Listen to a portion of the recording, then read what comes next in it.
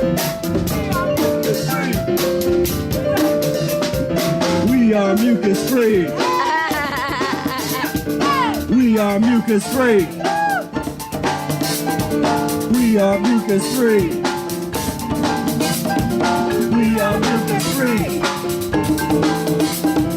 We are mucus-free. We are mucus-free. We are mucus-free. We are mucus-free.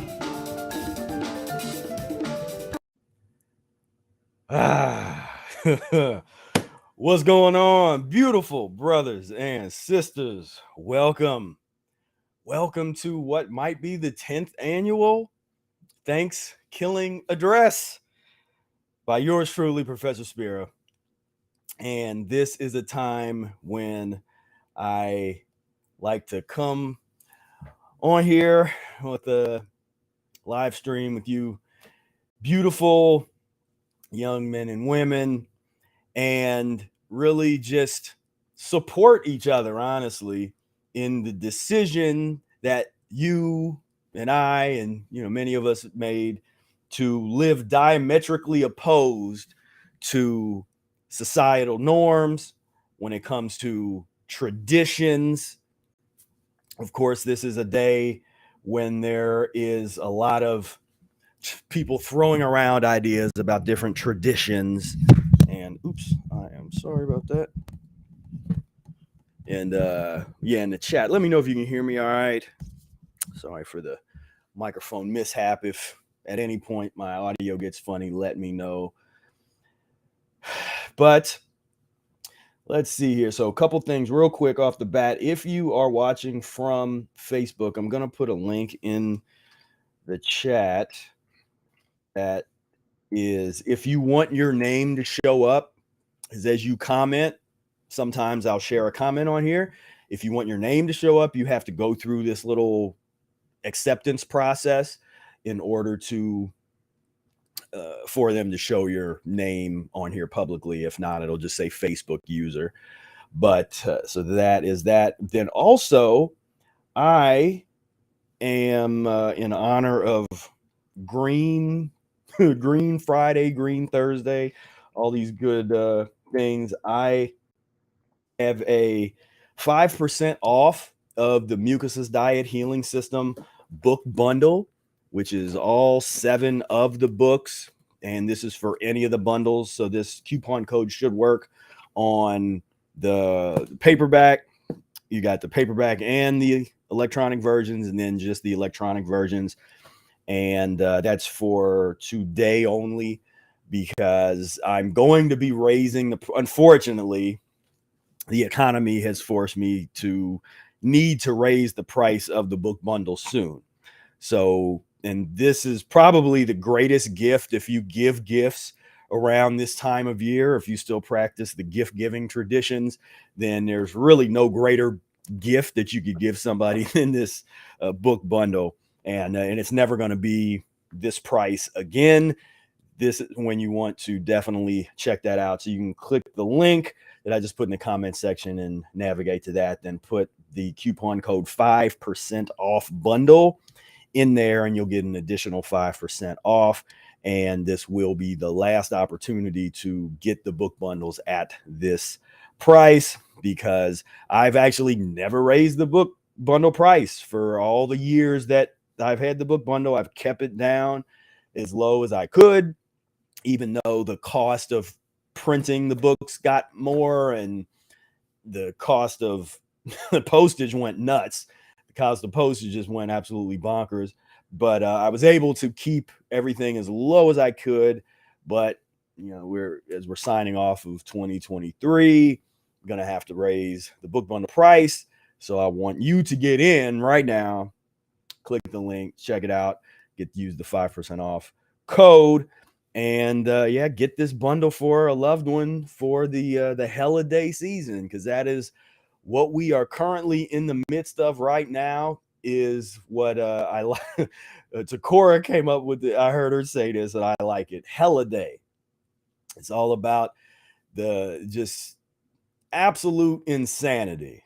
And as some of you've heard, if you've been around a while, you know that Thanksgiving is by far my least favorite of all the holidays. It's the one that I find the most repugnant, the most filthy, the most degenerate, the most nasty. Along with all of the mythology, it's just so stacked with filth. Every little bit of it, just absolutely stacked with filth, from the original mythology that it's based on to this fake wholesome mess that, oh, it's wholesome, it's family and gratitude and all this, while there's 46 million turkeys that are mercilessly slaughtered so that you can act like this is a wholesome meal in a wholesome tradition in a wholesome society that has been at the brunt of more genocide and more torture on the face of this planet than probably any other in the history of the world. Yet we like to pat. This is a day to pat ourselves on the back, give a loved one a hug, while we sit around the table, gorging one's mouth and throat and stomach with all of the defilement, the worst foods on the face of the planet in the largest quantities to create the most harm in the body, mind, and spirit of any so-called human being. And I say so-called because most of us do not rise to the stature and the level to be able to identify ourselves as a true human. When there's 46 million turkeys being slaughtered for no reason, no one does nothing about it. Just sit around like, oh, no, it's tradition. It's tradition. It's all about love, and we're sharing. We're bread fellows. The word companion breaks down into bread fellows. We're companions. We are connected. It's all about family and love. And we're animal lovers. We give turkey to the dog. We give a little turkey to the cat.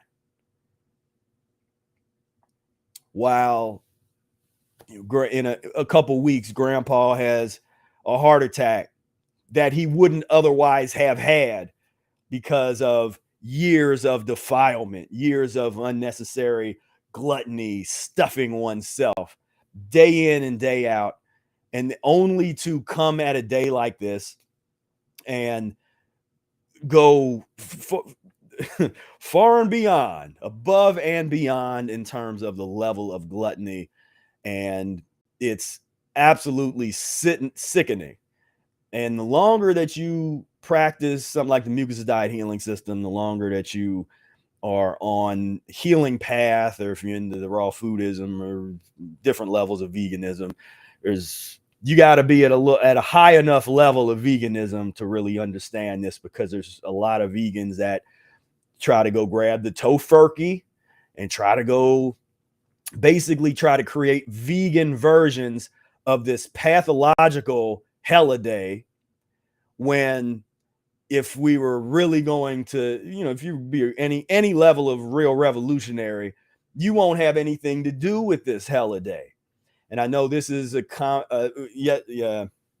yesterday in the meetup, we have a weekly Wednesday meetup, and I was listening in and checking things out, and there's still a lot of people that have trouble letting go of the holidays. They worry about what their family thinks about them, saying, oh, well, if I don't show up, and I'll try to eat good, I'll bring my own food, and you have all these little plans. But then depending on where you are with your transition, you show up, and before you know it, oh, that cranberry sauce looks good, and like, oh man, I haven't had any meat in a long time. Maybe I just have a little pinch of turkey. And before you know it, you had a meal. Then if you've been doing any level of work, you're going to get very sick, sometimes almost deathly ill and sick. And this is a real problem.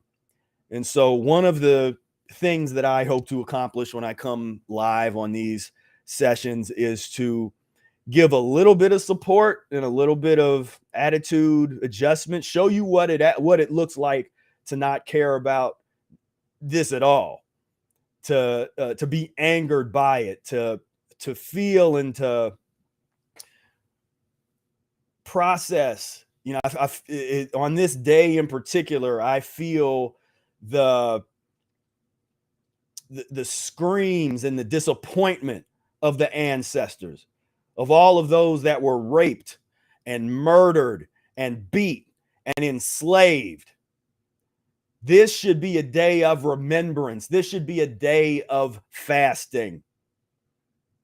I fasted on this day for years, even if I was in a real big eating period, transitionally. This was the one day a year where I was like, regardless of where I'm at physiologically, I am going to fast on this day, because you are doing the thing that is diametrically opposed to where you used to be.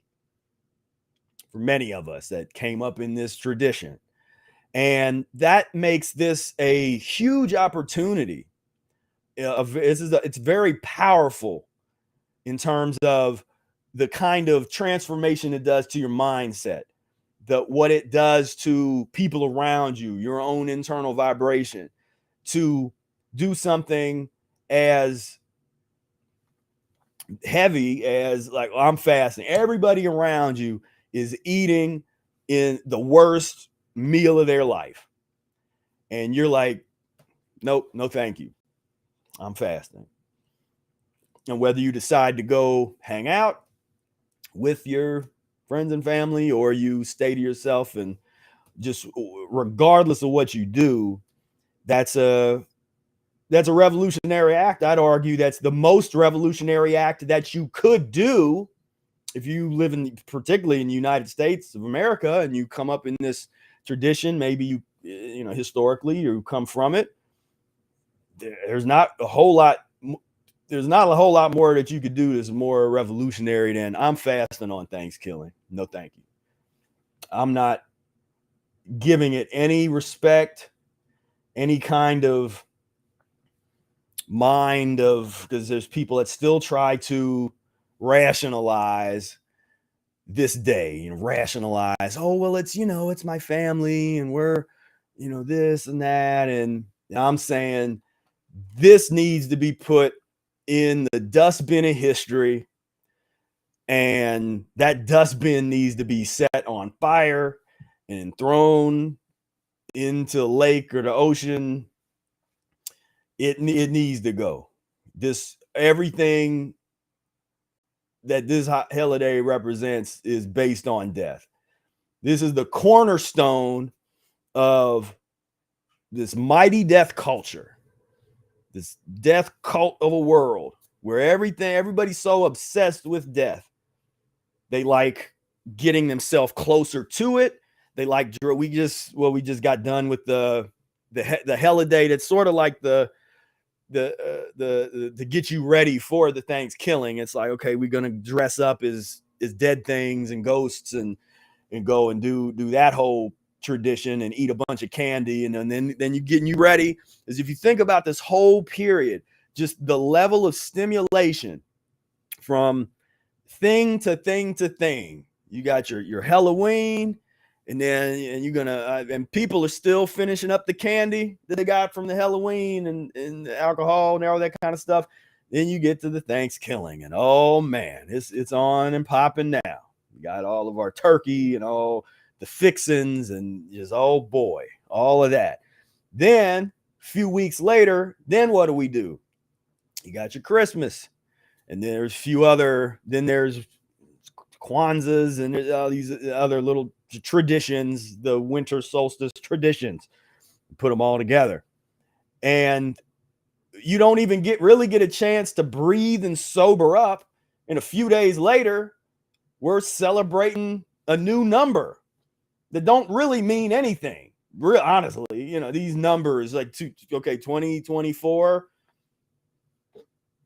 Okay. I mean, it's just weird. And you just start thinking about that, like who put that into place? And you look into that history and, you know, before BC and AD and all this levers of control, and you start to study the ways in which humans are utterly controlled by entities, whether they're, you know, historically religious government type of entities, and then different, you know, different, there's all these different forms of control. And that's something to definitely study, particularly as a mucus diet healing system practitioner. For me, it's important to study the levers of control and understand it, because this is all about liberation. We're not just trying to eat healthier and I want to, you know, I'm gonna live a little healthier life and I'm gonna feel a little better. No, we're trying to put this entire death culture based reality into the dustbin of history. And if I could, and this is kind of nasty, but I was thinking it is like, if ThanksKilling was a person, I would spit in its face. And that's hard. That's like one of the nastiest things. Like, it doesn't hurt anybody, you know, as far as it's like, but that's one of the most disrespectful. That's worse than the slap. You know, people used to slap each other, and then I challenge you to a duel, slap, and then you get out the gun, and you know you had to go to war. But I spit right on ThanksKilling's face. Like, this is everything that's wrong with humanity. Everything that is absolutely wrong with humanity can be understood by this particular day of the year, in this particular culture, in this particular country known as the United Snakes of America.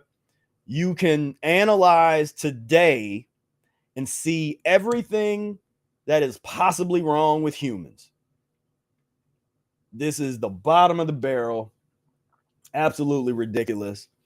And I prepared a short little presentation that I just kind of threw together. This isn't a full lecture or anything. This is just got some images and a few things. Let me get this set up here, because yeah, this is we gotta set the record straight, because understanding this dynamic, you know, understanding this aspect of death culture, this aspect of, it's really this is a sacrificial kind of, all these holidays are based on, you know, sacrifice, and whether it's human sacrifice or we get the animals and sacrifice the animals, sacrifice the children. There's all these different historical sacrificial traditions. You can look those up. But this is manifested. Those old traditions manifested in 2023, 2024, whatever number that we're in. And humans think that we're so advanced. People think, and this is one of the great mythologies of our time, is how the most degenerate of humans in the most degenerate era, those humans actually felt and thought and were taught that they were superior to all of the humans that came before them. That might be one of the most insane myths of any myth. Myths of Odin and Thor make way more sense than that. Then, oh, humans, we are the crown of creation. We are so advanced. We can create engines, and we got all these cool toys that we can make, and we can create AI and artificial technology, and we are just so advanced. Not at all. Not at all. Necessity is the mother of invention, and so much of this so-called technology that has been developed, much of it dirty technology, not the cleanest, not the most refined ways that we could be using this technology, but a lot of it's based on and built off of death, because so much of this technology was developed developed based on war, based on finding ways the most creative and efficient ways to kill other people, the most efficient ways to control other people, to brainwash other people. It's all about control and death in this culture of death. So I don't want to hear about, it's like, oh, we get this technology. We have the technology to slaughter 46 million turkeys. Good job, humans. Great job. Are you proud of yourselves? You think you're great? Think you got it together? Every morsel of turkey or chicken or ham that is ingested by said human will have to be accounted for. And years later, or weeks later, or later that night, when the heart attack comes, when the stroke comes, when the headaches are there, when the skin problems erupt, when the strange and weird diagnosis, when the cancer starts bubbling up, when they want to cut your colon out and cut your intestines out, when all those things happen, these brilliant humans that are the crown of creation and were the most advanced ever sit around looking at the hospital walls saying, why? Why am I going through this? Why am I suffering like this? I'm a good person. I give to charity. I love my family. Why did I get a heart attack? Why did I get a stroke? Why? Yet there's little understanding that just because you can eat dead animal flesh, and just because you didn't know the law, that you didn't know it was against the law, doesn't mean you will not be held physiologically accountable. There's no judge, there's no jury. There's Mother Nature's and the laws of vitality equals power minus obstruction. So don't be fooled. Just because Liver King is over there trying to eat his little raw liver and take his PEDs and all this keto nonsense is all over the place. Just because there's people that can do it surely does not mean that you will not pay for it. And it can be deceptive because it can be like, oh, wow, I lost some weight and I'm eating this keto and I'm eating all this raw meat and all this and that. And I'm feeling great. For how long? Because being against the law is being against the law. So yeah, you can enjoy. And that's one of the things somebody had commented on. I was going to bring their name, find their name, but the Reese had posted something in to share this live stream, and somebody in the comments was like, well, don't worry about other people, mind your business, that type of, and that's always for, those comments are always coming from a place of profound constipation, because that in itself is really dumb. If you don't like the message, why would you even waste any of your time? Like, if you really believe, that's literally what you just did, is you're worrying about, you're trying to control somebody else's speech. Why? You're framed as like you're giving some kind of wisdom.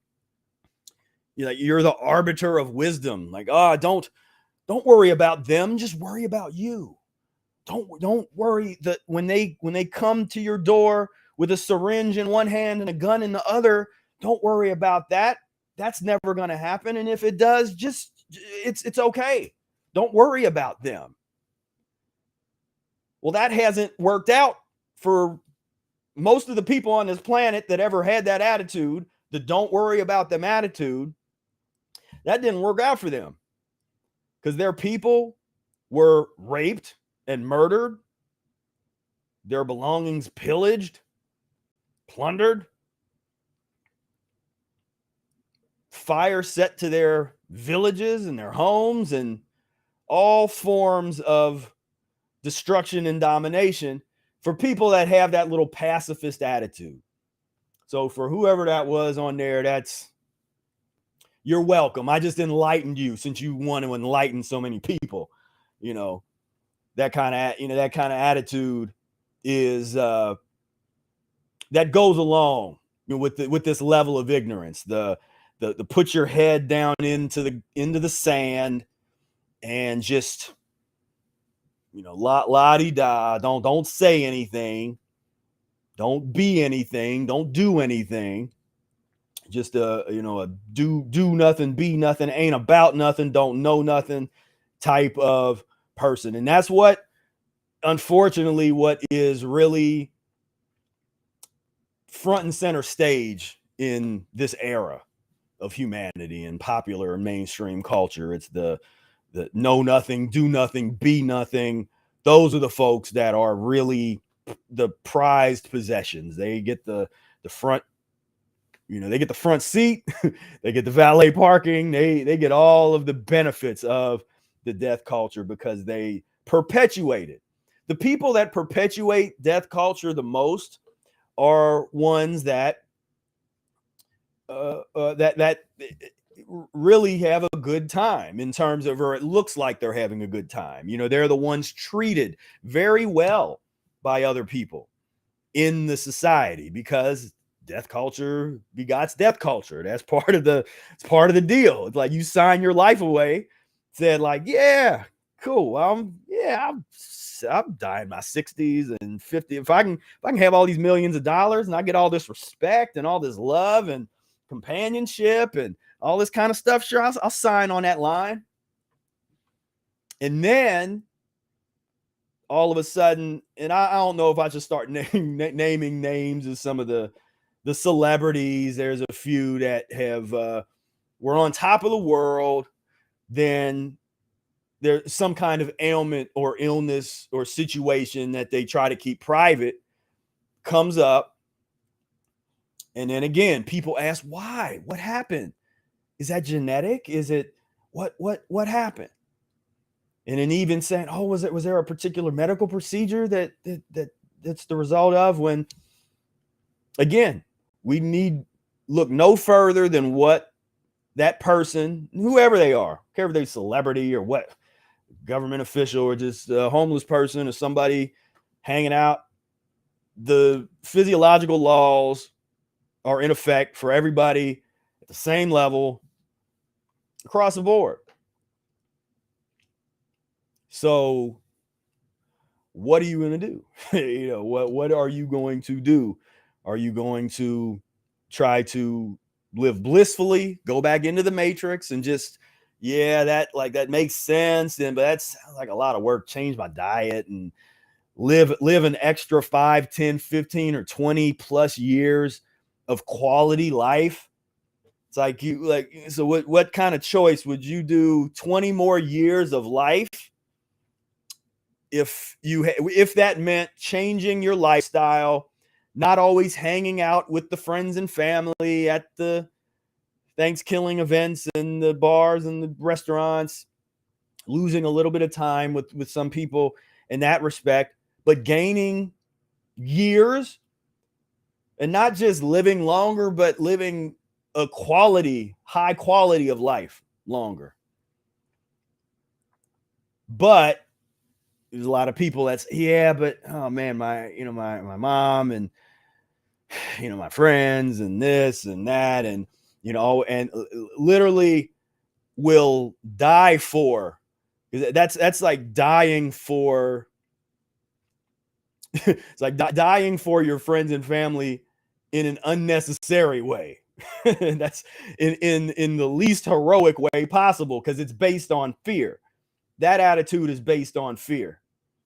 That's an attitude based on I don't want to be loved less. Will they love me less if I don't break bread with them, if I'm no longer their companion, if I don't connect on this level? What will happen if these relationships sever, if they're not together? what's going to happen to me, because we have these fears hardwired into us, these social issues, these social dynamics, where depending on which philosophical structure you look at, it's an interesting one where you look at historically the civilization, kind of humans living in large groups, is fairly new, at least with the historical data we have access to, which a lot of that is, I think, is completely wrong. But it would stand to reason that there were periods of time where humans would live in small groups, whether it was like tribal situations, small families, 10 to 50 people, and whatever the numbers are but we're wired for that. We're not hardwired mentally for 500 friends on Facebook. Like, we can't, there's a very small percentage of humans that can remember that many people. We're just not, we're not wired like that. But that family, that 5, 10 people, 20 people, we care a lot about what they think, because historically and theoretically, if we were to make them mad and we got kicked out of the family or kicked out of the tribe, that meant certain death, because you probably weren't going to be able to live by yourself if you have been cast out of the group. And then if you were in a pus and mucus eating group, they might just kill you. But so the idea is that that's where the source of our fear comes from, when it comes to taking a stand to not deal with the certain elements of the holidays and all of these dynamics of that, because this also goes into just generally where people say, well, can I go, I can't eat at restaurants anymore, or I can't do this, and my social life and all this kind of social life concepts, is so much of that stuff is conditioned, where it's not real. It's not it's, I guess you could argue it's real, but there's the construction of it, the way that people communicate and connect today is different than it was 100 years ago and 500 years ago and 1,000 years. Those things are cultural, and but people really find them sacred. And that's one of the things with this particular day, with this holiday, with the ThanksKilling, there's this sacredness, this air of sacred, like, oh, this is a sacred day. This is a sacred time. We get together and we gluttonize together and we enjoy our company, and it's all love and all this kind of stuff. But once you practice the Mucus diet and you go into an environment like that, where everybody is, there's a before and after the meal vibration. The vibe totally changes. So you go in and you're, hey, how you doing? Hey, what's going on? Oh yeah, oh boy, am I hungry? Oh boy, oh man, let's, I can't wait. Oh, that turkey smells great. And and the fresh biscuits that, there's all of this before the eating chatter, which in itself is annoying to us. But then you get the eat in there, but you might have a couple clear-minded conversations, maybe. But here comes the food, here comes the stuffing. And if you've ever been in a room full of like people, that if you've been where people got drunk, where everybody started sober and then everybody just drank a bunch of alcohol except you, and everybody got drunk, and you could feel how the vibration totally changes and shifts. Well, that's what it's like. But whether there's alcohol or not, the eating of the dead animal flesh, the eating and the stuffing of all this food, people's whole mental space shifts. Behavior starts to change. And then there's all these people talk about some of their family situations. Everybody's a little different with their, the kind of family that you're into. But there's some families, they start fighting. You get into, old Uncle Bob and, next door neighbor Joe or something. They start getting into blows and, that kind of stuff. And I'll acknowledge it. Now, some people are, they'll eat that way, and then they'll just sit and not, there won't be anything too eventful. They'll watch watch a little football, or watch a recording of the Macy's Day Parade, or or something, and maybe somebody will get ready to go catch a Black Friday sale and go see if we can avoid getting trampled. That's a whole other thing. The Black Friday trample tradition, which slowed down a little bit because of the lockdowns over the past few years. But before 2020, there was websites that would actually have a clock that would count the number of people that have been trampled on Black Friday, because everybody would get in there on those sales and get right up in there. And then once they open the door, everybody, like thousands of people are running in, and people would get, year after year, it just became part of the tradition. Like, oh, well, the people are going to die. It is what it is. That 40% off of that large screen TV is much more important than a percentage of people dying. Because I'm not getting trampled. I'm not gonna be the one that dies. I mean, if I have to step on somebody as I'm going through, it is what it is. I'm not, but I digress. This whole thing, man, this is just a bunch of pus and mucus based thinking, behavior. And I'm gonna do more videos on the behavior, the connection between eating improperly and poor behavior, because that is just, no one else talks about that. I mean, we're the only ones that really, on this level, that makes the connection between diet and behavior and has anything positive, just helpful to say about it. That, look, sooner or later, we know what all those people are eating. All the folks that are doing the mass shootings, that are the drinking and driving. You're not going to find bunch of mucus-free people, that's been practicing the mucus diet for years and years, that get caught like, oh, DUI, somebody died. No, the source of it all, because that's where people like to say, oh, well, there's other things. There's drugs, there's alcohol, there's sex. So they like to try to, because they want to get the focus off of the dead carcass. They don't want to feel guilty about that part. So it's like, oh, there's all this other stuff. Like, no, trace it all back. It all comes back to improper eating. All of it.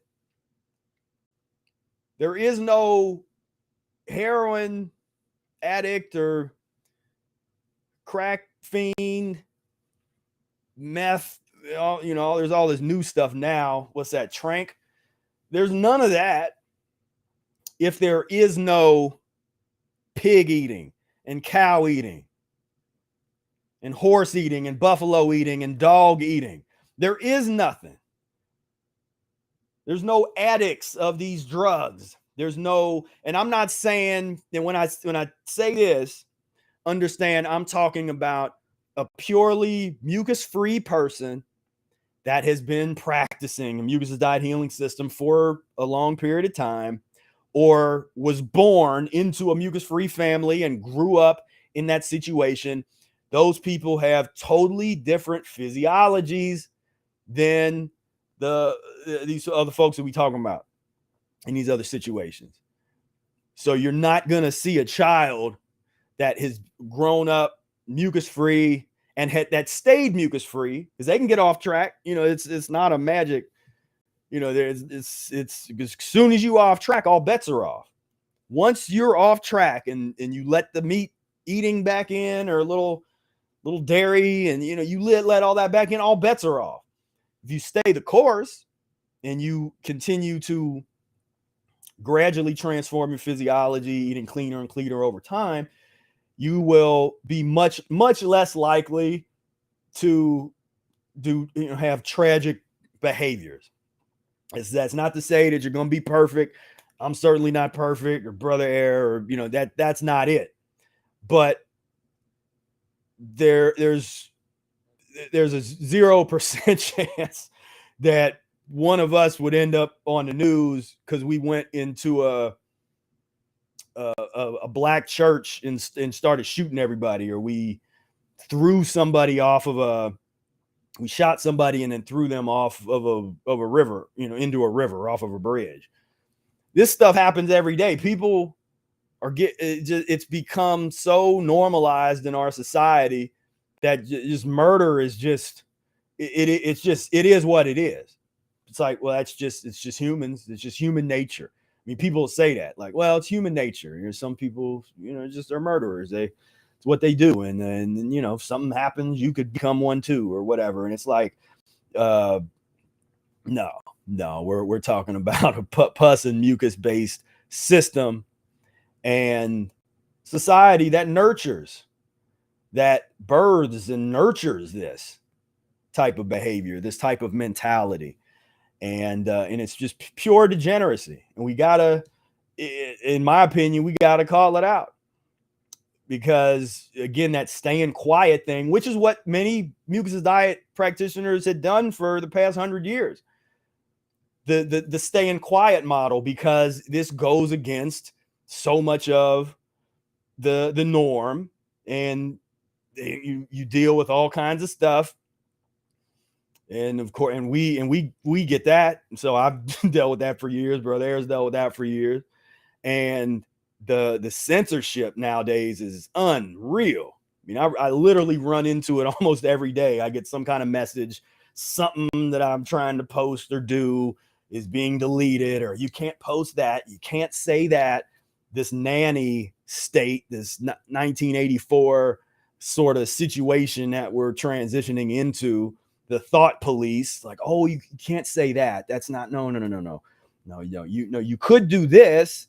It's like you but not that. You can't, this. And so it's it's it is what it is. We got a lot of work to do as humans.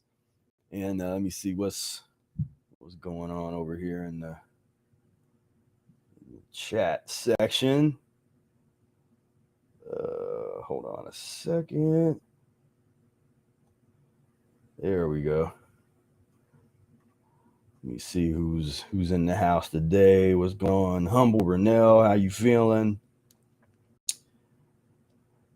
Jared says no roadkill and other gut destroyers for me. Yeah, that's what I'm talking about. Yeah, nice little fruit haul there. Rakumaro said, I don't celebrate Thanksgiving either.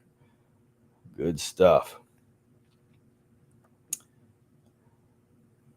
Said, I hate passing kill trucks full of animals on the highway. Oh yeah, it's awful, because they know, they can feel, they know something's up. They know that, like, this is not going to end well. They can feel that. Christina said, I was horrified when I passed a slaughterhouse when I was driving for Uber. Yeah, just it's unreal what has happened with humanity and how far we've degenerated. It's absolutely insane. So right now, what I want to do is, so I got this little presentation that I'm going to share. Let me get into sharing my screen here. Let's do the entire screen. Also share the system audio. All right. Let's get into it here. And how do I want to do this? All right. Okay, here we go. So, give me a moment. There we go. One more second. And if any of you want to share in the chat any experiences that you've had along your transitional path of how you've dealt with these holidays in the past, how you've changed how your consciousness has changed, how maybe you went from where you would always participate and really enjoy this holiday, and then you woke up and you started to realize what was going on. Feel free to share your stories in the chat, because they inspire others. They help to show that you are not alone, that this is something that those of us that go on this path, that we experience this. This is something that we all go through, in some way or another, and we all have to find ways to deal with it the best that we can, as everybody's situation is different. So, what is Thanksgiving Day anyway? So this is actually, I got this. It'd been a while since. This is my favorite. This is my favorite dictionary. This is a second college edition, New World Dictionary, Webster's. This is 1986. And I really like older. If you're getting into studying different things, you can read new things, but it's really nice to get old dictionaries, old encyclopedias, get the physical versions of them, and sit there and really get in there and read them, because I don't know, I just see a lot of things that have literally degenerated in modern dictionaries, newer encyclopedias. Things are, even little alterations start to shift and change the meaning of things. And so, but yeah, in here it says the annual U.S. holiday observed on the fourth Thursday of November as a day of giving thanks and feasting. It commemorates the Pilgrims' celebration of the good harvest of 1621. And there's a similar Canadian holiday on the second Monday of October. And so this was out of my trusty Webster's New World Dictionary. And if we get into the etymology of the word Thanksgiving, from 1530s, the giving of thanks, from thanks and to give, in the specific sense of public celebration acknowledging divine favors. Thanksgiving dates from 1630s. The first one in America was held October 1621 by Plymouth Colony pilgrims in appreciation of assistance from members of the Massasoit tribe and celebration of the first harvest. And I was actually kind of surprised to see them put this in usually the etymology dictionary is actually really good. But that whole thing that they said right there is under under investigation. Is questioned and argued if that story, that 1621 story, like if any of it is even true. I mean, and I'm not even gonna go way far down the 1621 rabbit hole. You could read that stuff for yourself. But this entire day just based on foolish. So most holidays and most celebrations and these things, they're all made up. They're all created and developed by humans, and most of them have a storyline with it, some kind of myth. As a professor of mine said years ago, there is no culture without myth, without mythology. So I don't care how scientific you think you are, and you read scientific journals every day, and you're whatever. You live in a world based on mythology. We all do. We're literally wired for it mentally. So whether you're in the mythology of science and the storyline that goes along with being a pragmatic and analytical, and whether you have that kind of thing, or you pray to Loki, who's now the god of stories and protecting the timeline. It doesn't matter what your myth is. Everybody has them. Everybody has their myths. The question is your myth based? Is it a death culture myth that's perpetuates death and is based on the degeneration of humanity that leads toward the degeneration of humanity? Or is it a myth that in a story that will advance humanity, that will lift us up and will shed light on the situation we're in, that will build character and allow us to actually evolve into something greater. So it's not that this day is just based on a myth, it's based on an insidious and pathological myth that is the result of genocide and that causes to this day much death upon the planet for humans and animals. So what is Thanksgiving Day? So this was a chat. I asked Chat GPT, like, so tell me what is Thanksgiving Day? What are what's the cultural thing? Just to break it down, because if you don't live in the United States, maybe you never heard of it or you don't really know what this is. So it's a holiday celebrated with a feast, typically including turkey and stuffing and pumpkin pie, that has evolved into a time for gathering with family and friends, reflecting on gratitude and often volunteering or giving of those in need. And all of that. And so we have our nice wholesome. This is this wholesome family here, wholesome family. And here's some words. Sometimes it's nice to just meditate, to understand the brainwashing process and why we feel. See, words cause feeling. For people that aren't sociopaths, that's a different discussion. But for most of us that haven't eaten ourselves totally emotionless, words imbue a certain kind of feeling. And when you add the storyline with the words that are designed to stimulate and create a certain kind of emotional response, because that's what I'm breaking this stuff down because this is what we're dealing with. Like, this is why you feel however you feel about it. This is why. This is why it's why I feel the way I feel about it, because I used to be in it.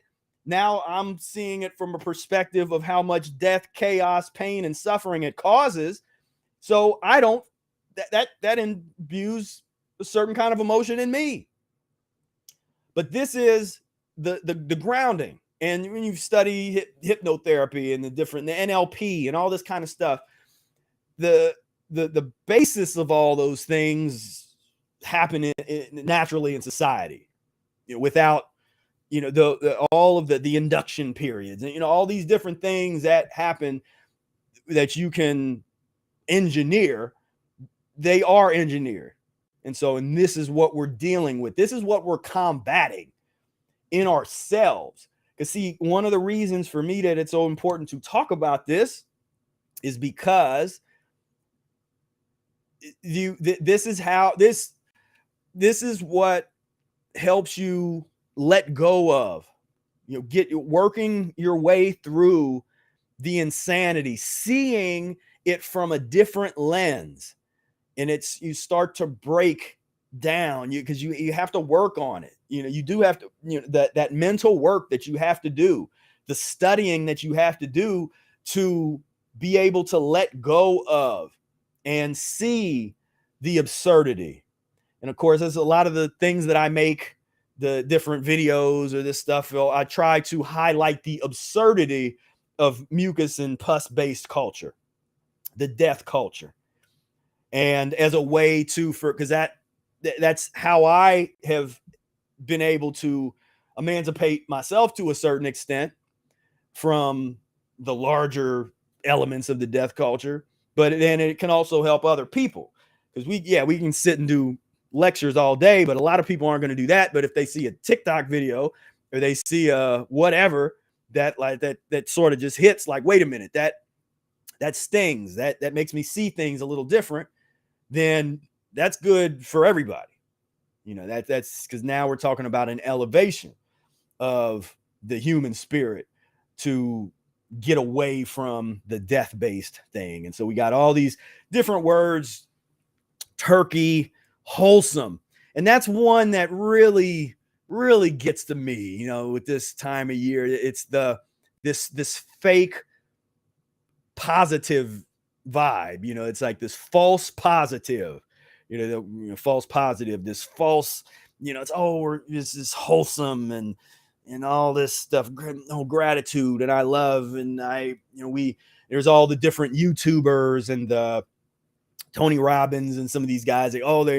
They spent millions of dollars buying turkeys to give to homeless people, to give to poor people.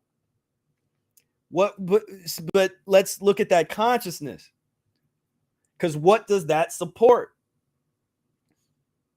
That's not a consciousness based on, if we were to do something like that, how about get some fresh fruits and vegetables, get some free education, get some resources, some free enema bags, a box of lemons, like, some kind of educational situation to really help people, instead of give them one meal on one day and then they go back to their tent that's on the side of the road.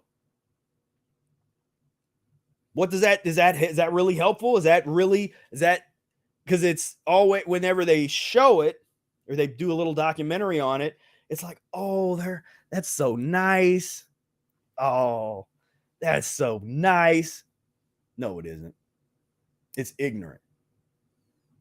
And I know some people don't know that they don't know, but there's some people that do know what they're doing, and they're not prepared to do the kind of revolutionary thing, which would be to, if you have the resources, by all means, give to people and help people.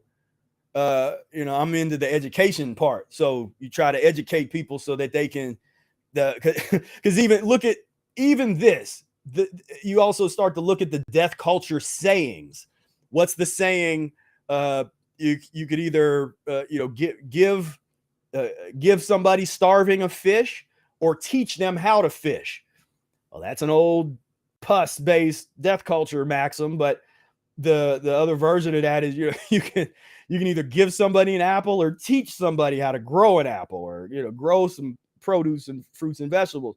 So I'm all about the giving back, but we need to not be under any illusion that when you're giving back in a way that is harming people, the eating of the pus and the mucus forming foods, because first you got to understand that that's harmful. And once you understand that that is harmful, then there's no reason to give that away and then feel good about it. And so,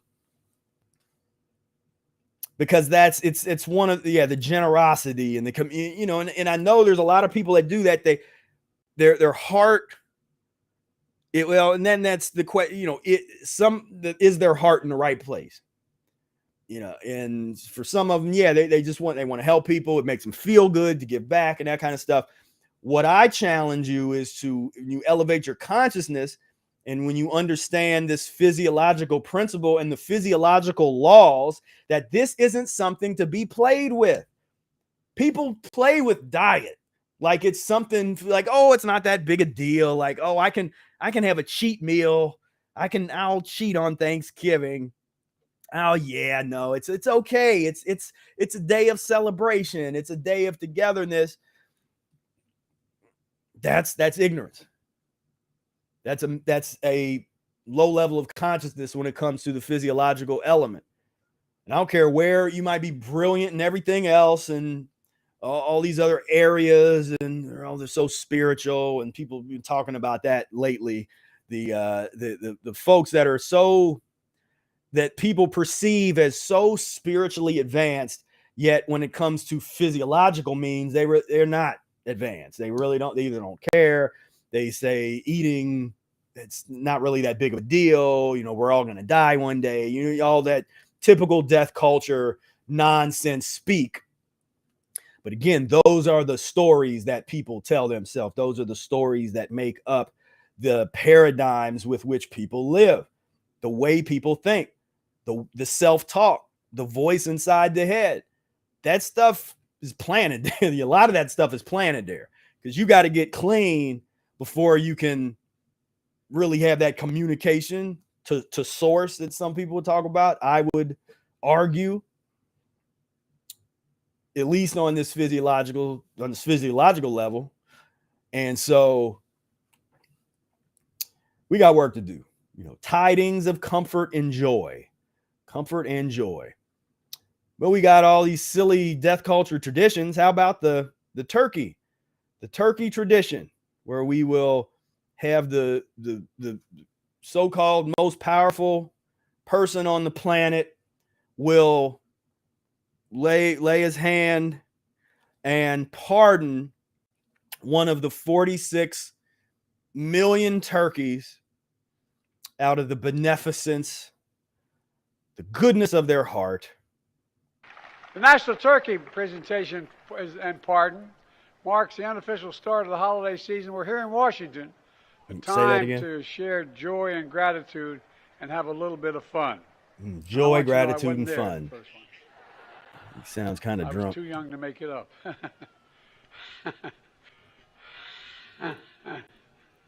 I'm impressed.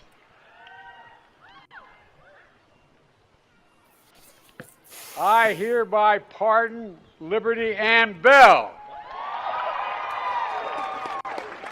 Such a circus of ignorance. Look at this goofiness.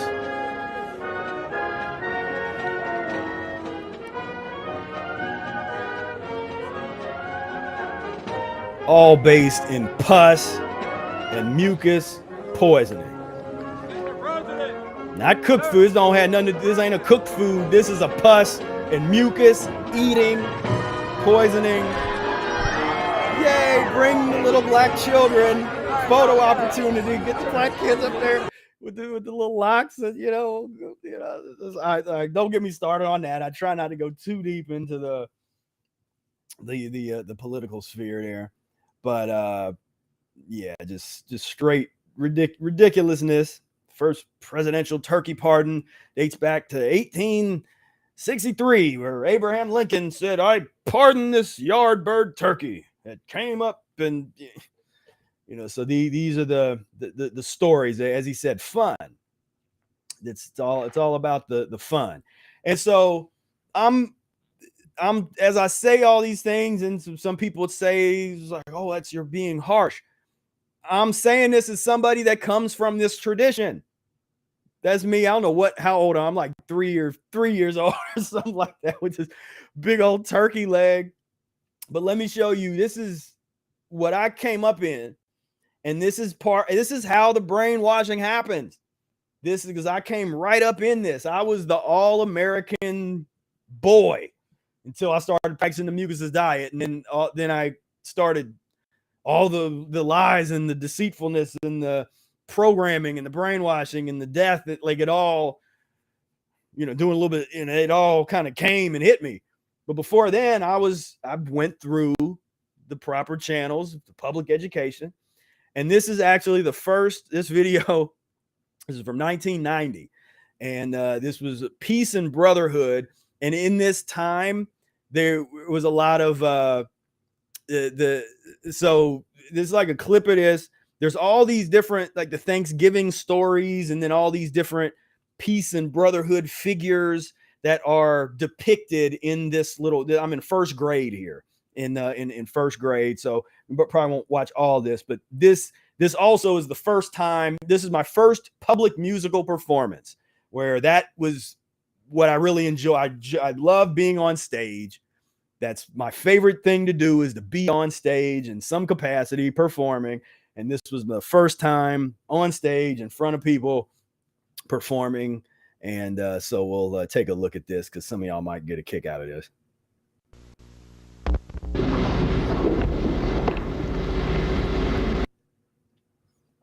Let's see. We'll...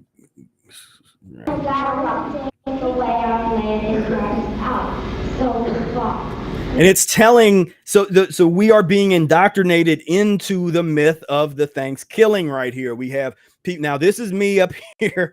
This is me with these stupid little hats they made for us, and we got these little sashes. But this is just a little portion of this. So we had this, like, I forget what we call this, like Loki type of god character, or whatever, or I don't know, whatever. But that would read all the stories of these characters. Then we have there's the Native American that is there that, oh, we're gonna come together and it's gonna be love and light and liberty. And then we sing the song. So we fought. We fought with freedom and our hopes. We fought with bows and arrows and tomahawks. But really think of what that means, the impressionable young minds. That's me being brainwashed. States of America. We learn to work together for a common cause. Liberty. Then they do this. Dance, Indian man. I don't think they'd sing this song today. All right, so here's my big performance. I'm gonna play this. This is called an Orff xylophone.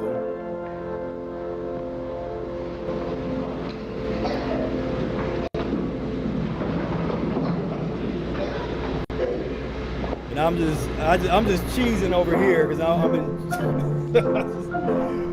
just enjoying this so much. I don't care what else is going on. I'm enjoying this. So this is our flag, red, white, and blue. Before it we stand, proudly and true. This is our flag, red, white, and blue. Before it we stand, proudly and true. How does that affect one? The young mind is so impressionable. How can you defend against that? It all goes in, all of this. The myth. The American myth.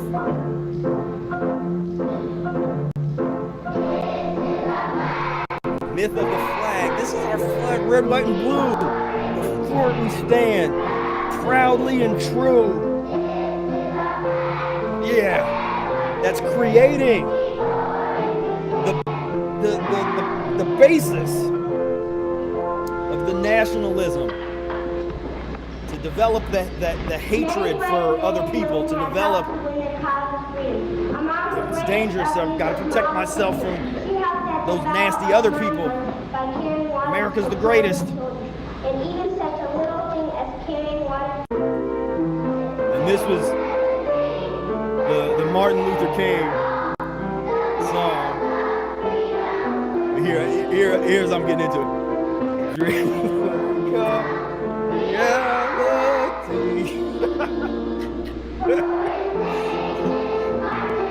His name was Martin Luther King, so we didn't have a song about Malcolm X.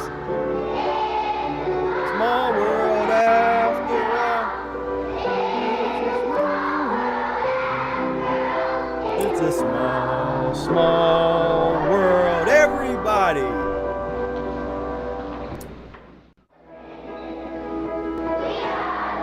We are the world. We are their children.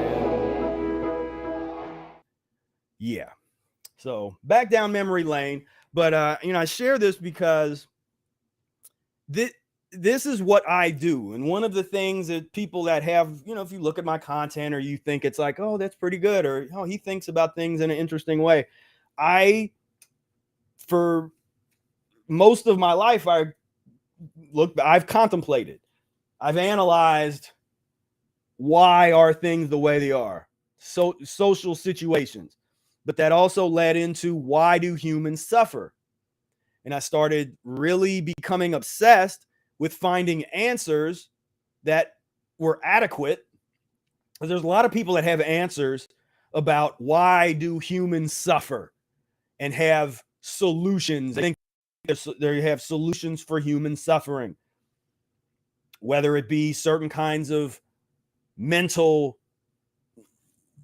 things or meditations or out of body travel or do this or that, or ritualistic fasting or short cleanses. But none that I know of besides, Mucus' diet healing system get to the root of the matter, which is pus and mucus forming foods, not cooked foods, pus and mucus forming foods. as the foundation of human suffering. So this turkey tradition, 46 million turkeys are slaughtered every year for Thanksgiving unnecessarily. And you talk to somebody like me, I've not eaten meat for 21 years, and people at Brother Air hasn't eaten meat in 40 something years. And all those of us, how many turkeys are still living because there's those of us that we just chose to go down a different path. And one of the benefits of that path is to have less suffering, less disease. 50,000 people a day die of heart disease. 25,000 people a day die of cancer. 10,000 of respiratory diseases, so on and so forth. How many of these deaths are premature and preventable? And how many of them were triggered by today's and tonight's meal? How many people bit into some turkey tonight, and that was the one that generated that stroke? That was the one, that morsel, that was the one that pushed it over. There's a YouTuber that I follow. He just a van life YouTuber, and he just had a heart attack scare. He's in his 50s or something. He's a younger, might be his 40s or 50s, and and he doesn't look super old. Just had a heart attack scare in his 40s or in his 50s, and he shows people what he eats, and it's not great, and he doesn't know any different, and so he goes through a lot of suffering that he shares with the world on YouTube. How much of it is unnecessary? If you don't like suffering, that you can come at it from a Buddhist Zen type of mentality. There is no bad, there is no good, there just is. Okay, we can play that game if you like. Then you're in the control seat. You're in the driver's seat. Do you enjoy suffering?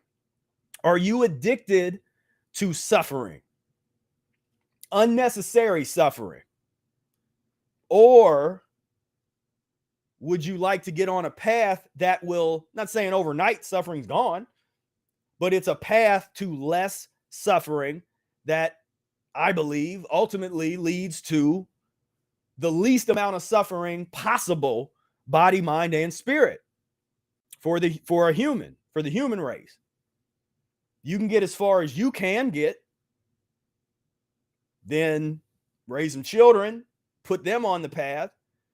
Within a few generations, we can have a whole different species. The species of human can have evolved significantly from this degenerate state that we're in. We're in this like animal thing right now, the degenerating down into bears and gorillas and whatever's going on right now is the degeneration phase, not evolution. Please don't buy that.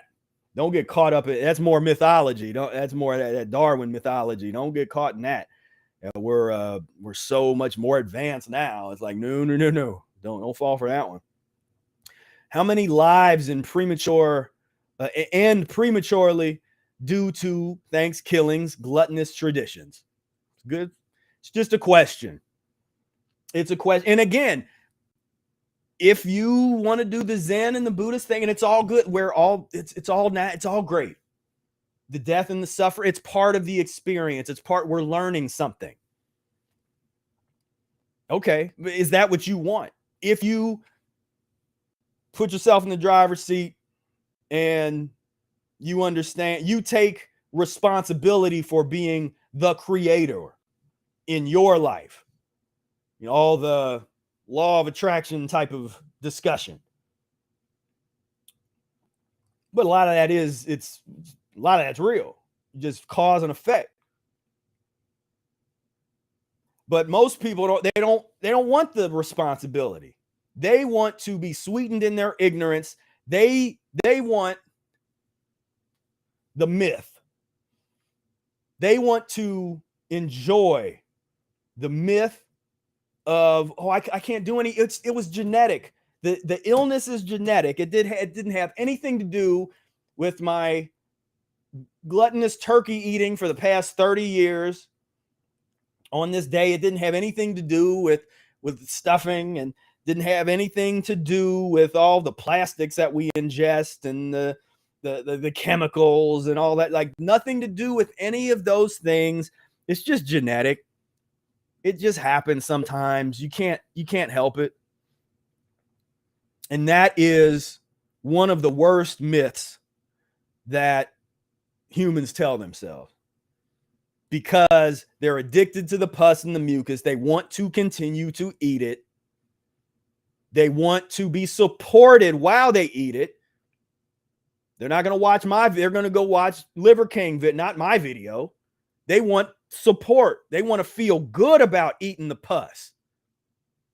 They want that support doing something that they know is nasty, that they know is degenerate, that they know is deep down, in there, because they wouldn't get so mad at when you see people like the folks that I'll get some of those comments sometimes on some of my videos, or like, oh, you vegans, you're always this and that, and I love my meat and I'll never eat that. It's like that the outlet where I just had to laugh at that, because I know what that level of constipation, that's a really, generally those are very, very uncomfortable people that are suffering at a very high level.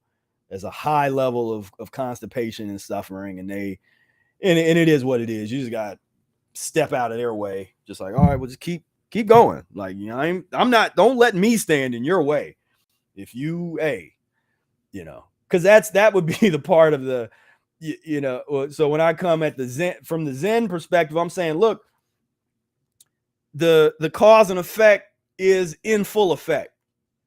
So all we can do is learn to control what we put into our bodies, what we put on our body, and educate ourselves, and then develop an understanding. Why do we study history? Why is this even important to do this kind of analysis and breaking this stuff down, so that we don't repeat the same mistakes? That's the reason. That's the reason why you care about what other people are doing, not because you're trying to control them, or you're trying to, I want to control, I want them to live like me and do, it's not coming from that, because that's what they project on you, because that's the constipation vibration that they have. That constipation wanting to, like, oh yeah, you want you to be like me. Like, no, we're coming from the space of like, all we can do is offer you an opportunity. We can offer you an opportunity to change your life, in our opinion, for the better. Because if you, coming from a Socratic standpoint, if pain and suffering, if we can agree that pain and suffering is undesirable and unnecessary, pain and suffering is undesirable, then wouldn't it be logical that we take actions that move away from unnecessary pain and suffering? And if we were to find that eating pus and mucus forming foods not only causes pain and suffering, but is the very foundation of human pain and suffering, that all human pain and suffering can be traced back to eating pus and mucus forming foods. If that is true, then wouldn't it make sense to take action, appropriate action, to move away from the suffering? So obviously, first you have to have a consciousness of that you have control over much of the suffering, the unnecessary suffering. Then you get exposed to what's in this book, Mucus' Diet Healing System. Then you take action. That's the formula. That's the plan. But that's what most people don't want to do. Most people want to sweeten themselves in the ignorance. my ancestors, the pilgrims and all the native peoples, they came together and they were hugging and loving each other for that day. And there was no rape, no murder. It was just love. It was all love in 1621. All love. Yeah. All love. The pain that people see. One exercise that you can do, I've always enjoyed time travel movies and stories and books, and in thinking through those dynamics, just an experience. It always created a certain kind of emotional pull to just think about that dynamic. Think about the dynamic going back in time, going forward in time, this kind of thing. There's different levels of viewing a timeline. And what if you could see a timeline all at once? So instead of seeing it going sequentially, linearly, you could see everything at one time, all actions of one's life, and you could not only see it but feel it. And we're talking about getting into an omnipotent, omnipresence kind of thing. If you had this ability, this kind of godlike empathy, where you could just see it all at one time, and you could see and feel it all at one time, then this type of picture would make a lot of sense, because the same emotion that is had at the funeral home is no different in connected directly to the emotion at the death table. Most people don't have that consciousness. Most people think one way about, oh, this is love and family and community, and it's wholesome and it's good. Then at the funeral, it's crying and bad, and there's a total disconnect from the behavior that led to what almost always is a premature death situation. Premature insofar as, would that person have been able to live a longer life if they ate just a little bit better? If they were in a culture or a community that supported and nurtured that desire to eat a little better. There's a lot of people that want to eat better, but because they're not really strong enough, and they don't have the kind of community support that they would need, then they don't pursue it. And so that's one of the reasons why we've tried really hard to create a community, a mucus-free community, small, but that's what we need. Doesn't matter if it's just a few of us, or if it's millions, but it starts somewhere, and we got the foundation. And so now people have that kind of support, and it's a game changer. But before that, it's just people not understanding. So people that just so that's what I hope to take away is, I like to, if I had a goal, it would be to take away the not understanding part, because people, they want to blame everything else but what people eat. We already have the laws, we already have the tools, but people want to blame God. They want to blame some deity. Like I say, they could blame Loki and Thor and Odin. They can blame, all these in Ra. People want to blame everything but what is on their table. People love not being accountable. I mean, that's one of the that's one reason why we're in the situation we're in. People don't want to be accountable for themselves. They rather be dominated and led by some other being or force or whatever, as opposed to taking responsibility for what you are putting in your body and doing the best that you can do with the information that you have. My job is to try to just help you get some information. What you do with the information is on you. But the ignorance thing is that's like, I can't tolerate that in my world, in my sphere. not without some a little abrasiveness, without a little wake up, because we have so much more control than we think we do.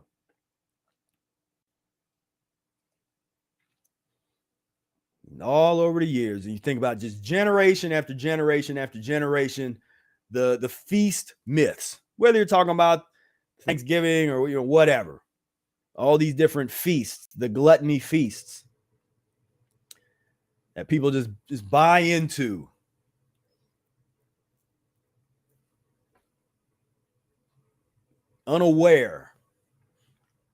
Totally unaware of the pain and suffering that they are manifesting in their reality. They do not think they have control. They don't think that they have the control to transform their lives, to transform their timeline, evolve into a different timeline.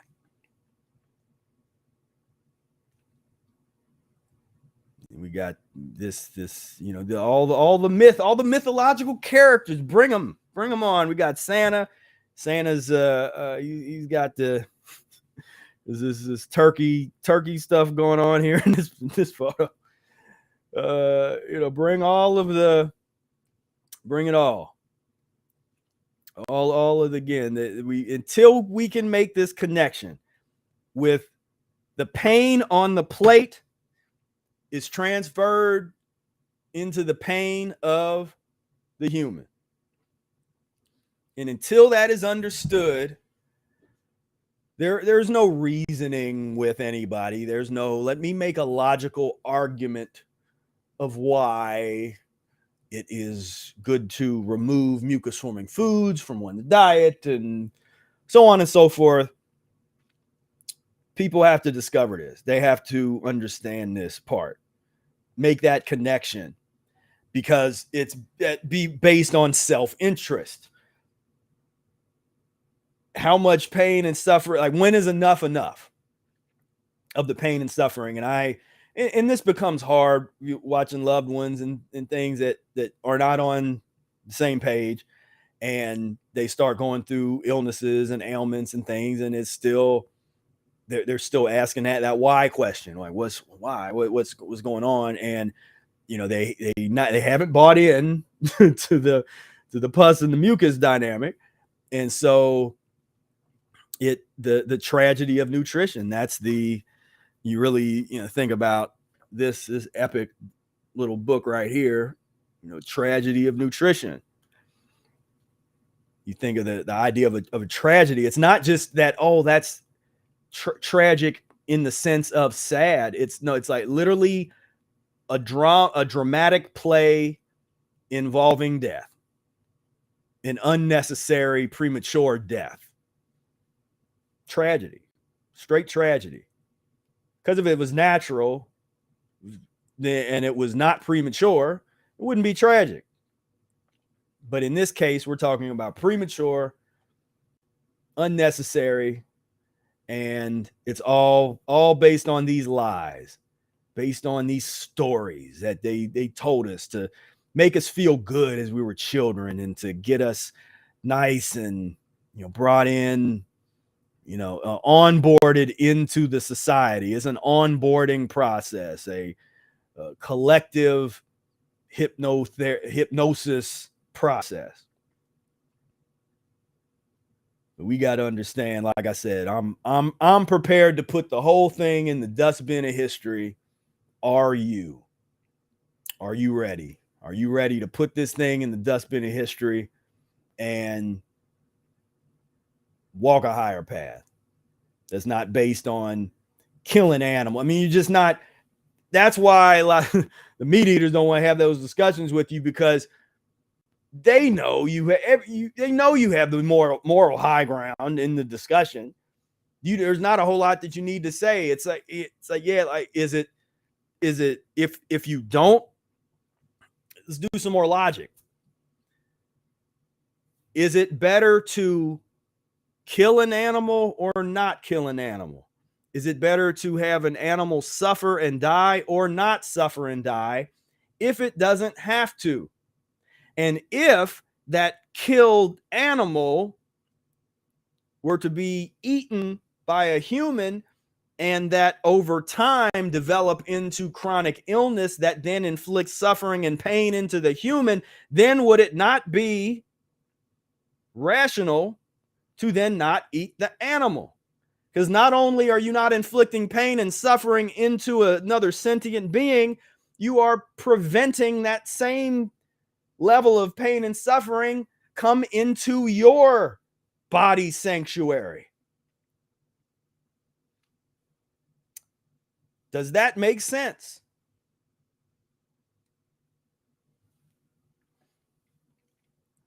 But that logic that hurts. That hurts the people that want to live in the matrix, that want to stay in Plato's cave. So we do have to be careful. There is a level of being careful of who you're talking to and when you're talking to them. And I've talked about that over the years, and the Jerry Seinfeld, not Seinfeld, the Jerry Springer effect, that dynamic of there is a level of care that needs to be taken when you share this information, because this is life-changing, potent information. And there are people that are plugged into whichever analogy you like, plugged into the matrix, or slaves in the cave, or drunk on soma, whatever, and controlled, or totally brainwashed by the thought police in the society, that will kill you to protect their storyline, to protect their ignorance. And so it's yeah. So what's the real history look like of this day? So that 1621 story is highly debated. There's some people that claim that the first official Thanksgiving was the 1637 with our good friend and Governor John Winthrop of the Massachusetts Bay Colony, who was celebrating a massacre of over 700 native men, women, and children on the banks of the Mystic River in Connecticut. So let me get this straight, just so, because for some reason, they didn't teach me this in elementary school. We didn't have John Winthrop was not part of our first grade play. We had some of these other characters, and George Washington and Martin Luther King. We didn't have John Winthrop. I wonder, because if he's the one that really got this thing kind of started, based off of what? A celebration of death. Let's celebrate slaughtering 700 people, even if those 700, even if these are people that you're at war with, or and maybe you think they're bad people. But let's celebrate that. Let's create what then turned into an entire worldwide or national holiday based on murdering hundreds of people. Regardless of if this, because even if you were defending yourself, you felt like, I'm defending myself. I have the right to defend myself. If you, and I'm sure little, 4 and 5 year old children that were murdered, and the women that were murdered. Okay, if you want to make that argument, I'm defending myself. These people wanted to hurt me. I'm defending myself. So we had to kill them all. Even if you had that type of morality and that type of mindset to rationalize the murder, if you were a good person, you probably wouldn't celebrate it. It'd be sad. It's like, man, I didn't want to have to kill these people. I didn't want to, but I have to defend. I'm not going to let them kill me. I'm going to defend myself.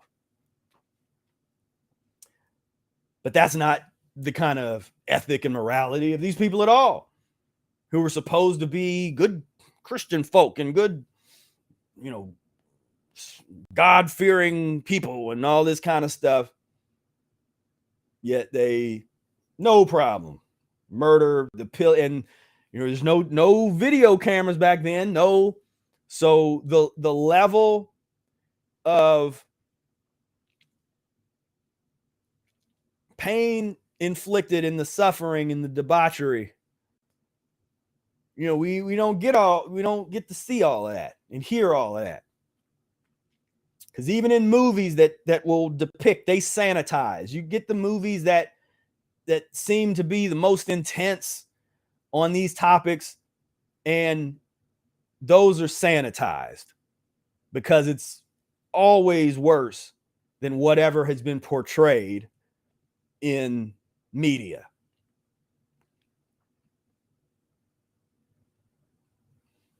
And so we have a day that now you can read some histories of the Thanksgiving.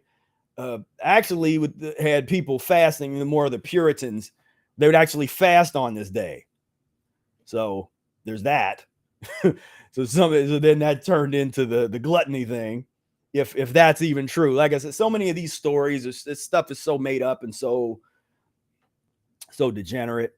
But these parts of the story aren't made up.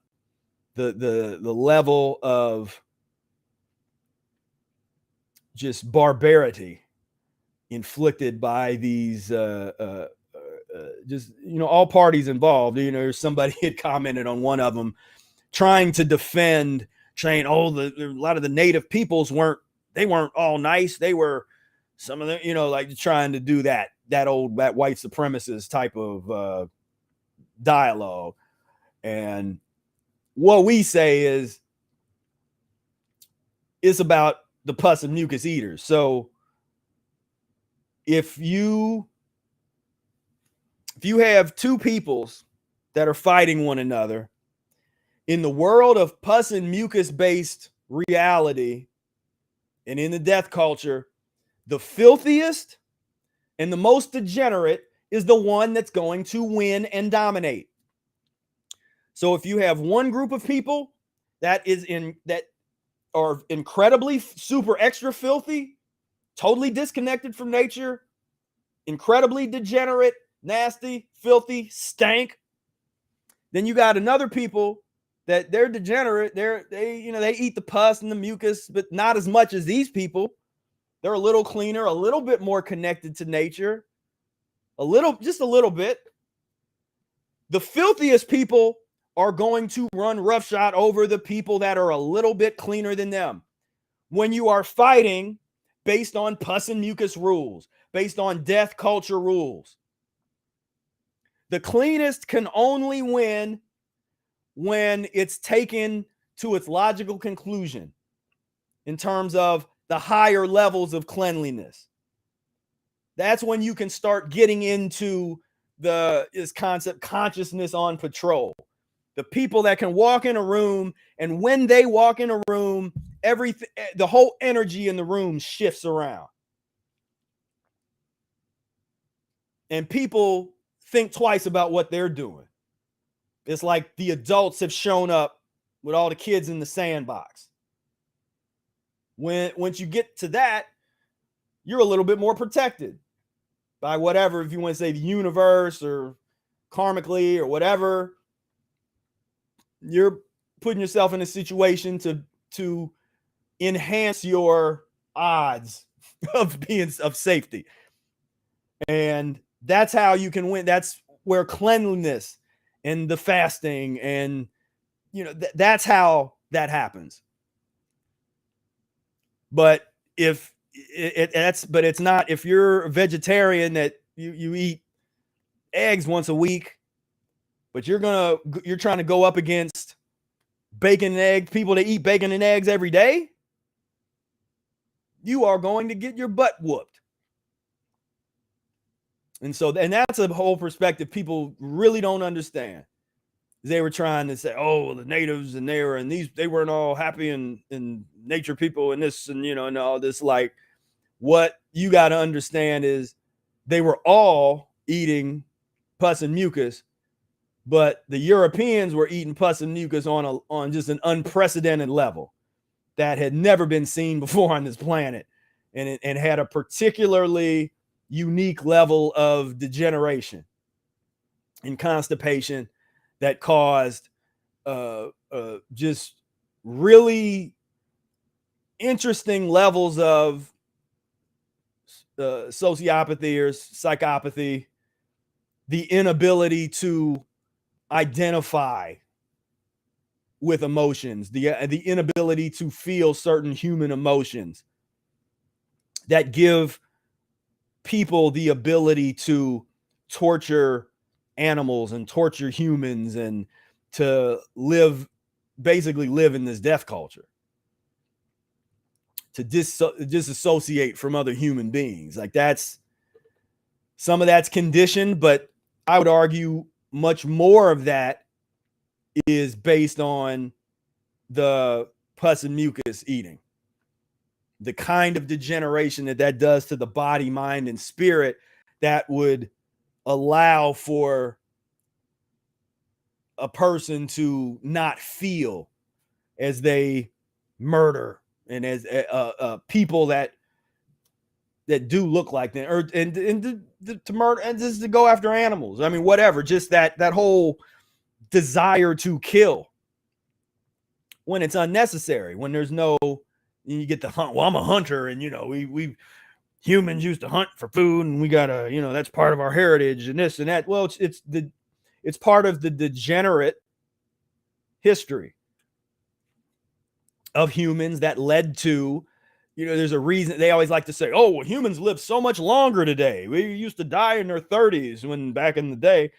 Well, first, that's a Eurocentric storyline that's not based on ancient Africans and people in Asian countries, and that's based on a relatively recent, the last 1,000 years of highly degenerate people that ate diametrically opposed to nature and cultivated physiological situations where they were starting to be born with diseases.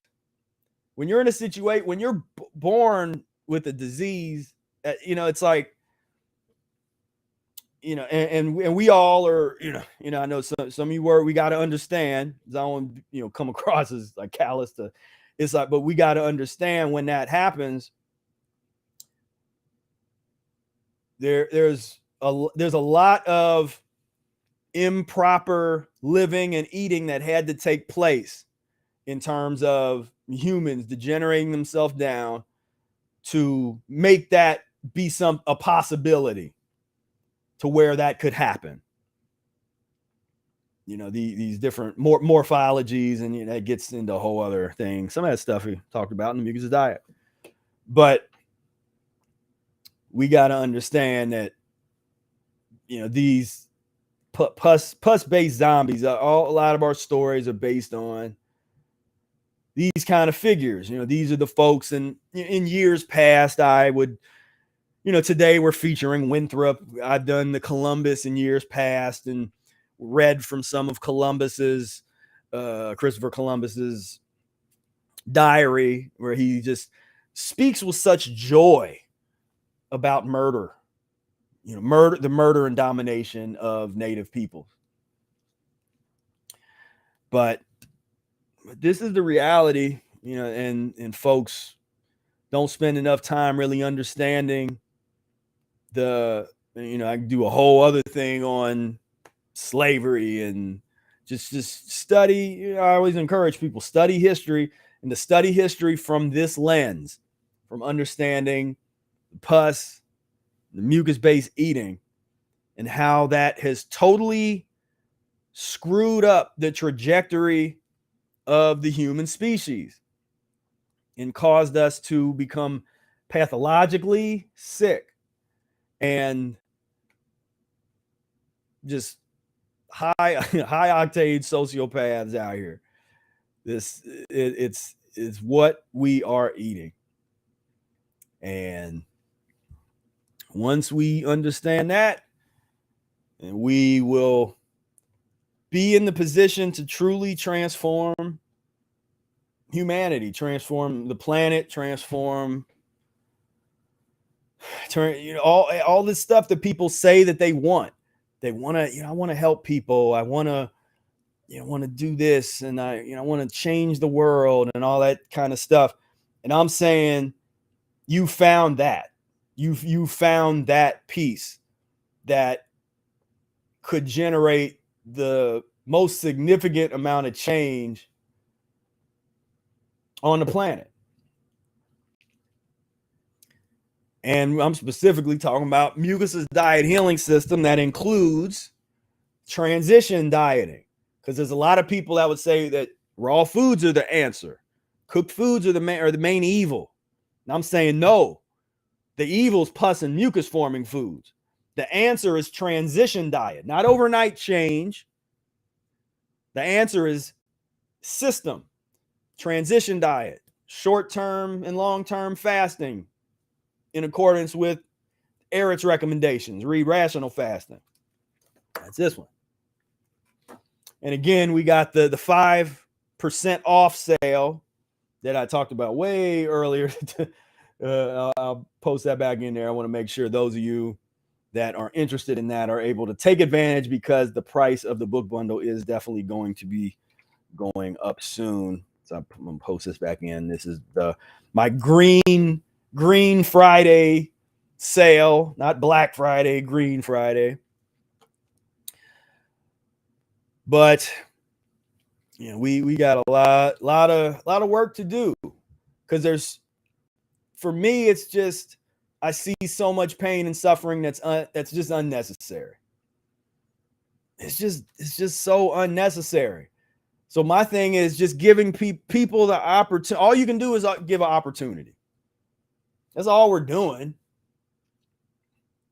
Here's an opportunity to not experience such pain and suffering, and to potentially extend your life by years, by quality years, where you can have 5, 10, 15, 20 plus more years with your loved ones, with your children, be able to still play with your great grandchildren, to be able to still function.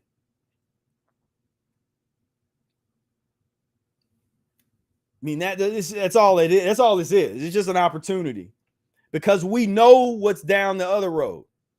So Brother Air used to always say, we know what's down the pus and mucus-based highway. That story has been written and told time and time again. But at least there's a chance going in this other direction. There's a lot of people say, oh, well, there's not enough. Like, so if you're not a pioneer, you're not a pilgrim. Because those of us that's practicing this in this time in history are the true pioneers, the true leaders of a new nation of humans. So the folks, but there's a lot of people that they're followers. So they're not going to be ready right now. And that's fine. So you just let them do what they're doing. They can enjoy their keto, colon destructive diet. It's fine. But those that have that spark of leadership, that spark of consciousness, that see that it makes sense. Like it does make sense. And then to start the process, put yourself in a position to do the work, to see if what this opportunity is all about. Because it's not something you can't just think about it.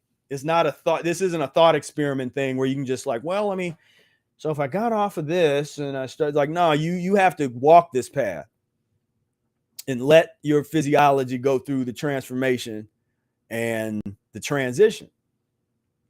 And that's that's how you actually put yourself in a position to know something where you know it. You didn't just read it somewhere. You didn't just hear somebody talk about it.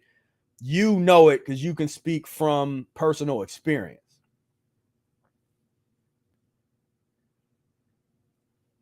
And so this is, to me, this is the greatest opportunity that we have. We live in an era where as degenerate as everything is, and we can see there's a lot of humans that are, it's getting worse and worse, but there's a lot of us that's working hard to try to clean ourselves up, to elevate. And it's a lot easier to practice mucus diet healing system today against, and this is where some people would try to use history as, oh, it would have been so much easier years ago because the food was better and it was cleaner and such and so forth and all this kind of stuff. It's like, we need what the death culture and the pus and the mucus culture has constructed. We're so fragile. We need that. We need some of that technology to help us. So it's great to have 24-hour access to produce if we're in a place where we can't grow it ourselves, or we're not in the position where we are doing that yet, to go up the street and to get fruits that do not grow, that would never grow where you live, and to be able to go buy, even if they're degenerate and they're not great. And we all complain about it, the quality of the fruit and that kind of stuff. But if this is a day of gratitude, I give gratitude for knowing what I know at this time in history, knowing what I know in 2023, moving into 2024 now, because this is the best time to practice the mucus diet healing system. We got access to the tools, easy access to the stuff we need. You can walk up the street, get you an enema bag, or you can go on online and order an enema bag. It'll be there in a few hours at your front door. Didn't have that years ago. It's kind of these systems that were created that are based on pus and mucus, but that would be an example of a transitional technology and a transitional system where you're using a pus-based system to help transition off of pus. So that's a good thing. So those kinds of things, some of these supermarkets and the Amazons and all that kind of stuff, use those systems for good. Use those systems to try to clean yourself up. Instead of, complain, it's easy to complain about, oh, and Amazon is evil and Walmart and this and that. It's like, use those systems for good. Because if you can use those, in my opinion, if you can use those systems in a positive way that helps you clean yourself up, then it validates their existence for right now. Because there is no pure, because people try to find this purity, like, oh, I don't shop at Amazon. I'm better than that. I boycott them, but some of them are kind of people that I talk to somebody like that, and they're folks like this drinking raw goat milk or something. It's like, well, I don't shop on Amazon. I'm too good for that. And Walmart, I got my own goats. I drink my own goat milk, raw goat milk. Well, that's stupid. It's like, that's, it's like, no, use the systems to get ourselves cleaner. Because people try to fight the wrong battles. That's one of the things out here in this time. They want to fight the wrong war. And it's like I said, I'd rather than the same person that'd be like, well, I'll never shop at Walmart. They're evil. It's an evil empire. And Amazon is evil. The evil empire and this and all that efficiency and those systems they built and all the slave work and people that they treat their employees horribly. Like, well, yeah, that it's true. A lot of these, yeah, the whole, I mean, that's a whole other conversation. But is it worth a boycott if they have things that you need to clean yourself up? If cleaning yourself up is number one, because you're clean enough, then you can rise above all of that stuff where you don't need any of that anymore. But until then, we use the tools. Use the tools that we have, because there's no, you know, unless you're growing everything yourself and you're doing, you know, that kind of thing. You got the land and you make that happen. But as long as we're here, we're still participating in the death culture and the system. And the question is, or the challenge is, to boil it down to the least common denominator, where you're dealing with this stuff with the least amount, just like, yeah, I'm not, you know, where you're not doing, where you're not as plugged. It's like you're only participating as much as you need to help yourself get clean and clean yourself out and getting the resources that you need. You're making that a priority. Get the resources, get the resources, the money, whatever it is you need. Do what you need to do to get what you need to get to clean yourself up. That becomes the mentality, as opposed to where some people are, you know, oh, you know, money is money's evil and the root of all evil. No, money is not the root of all evil. The root of all evil is pus and mucus forming foods and eating. Pus and mucus eating. So the root of all evil is not money. Money is nothing but a tool, resources. But the pus and the mucus poisoning is what led people to do the mass shootings, to kill the 700 Native Americans on which this ThanksKilling holiday is based. The root of that evil is pus and mucus eating, not greed. The root of greed is pus and mucus eating. You know, not superiority complex and wanting to control other people. The root of all of that is pus and mucus eating. Because you don't want to control when you're halfway clean. You don't want to control other people.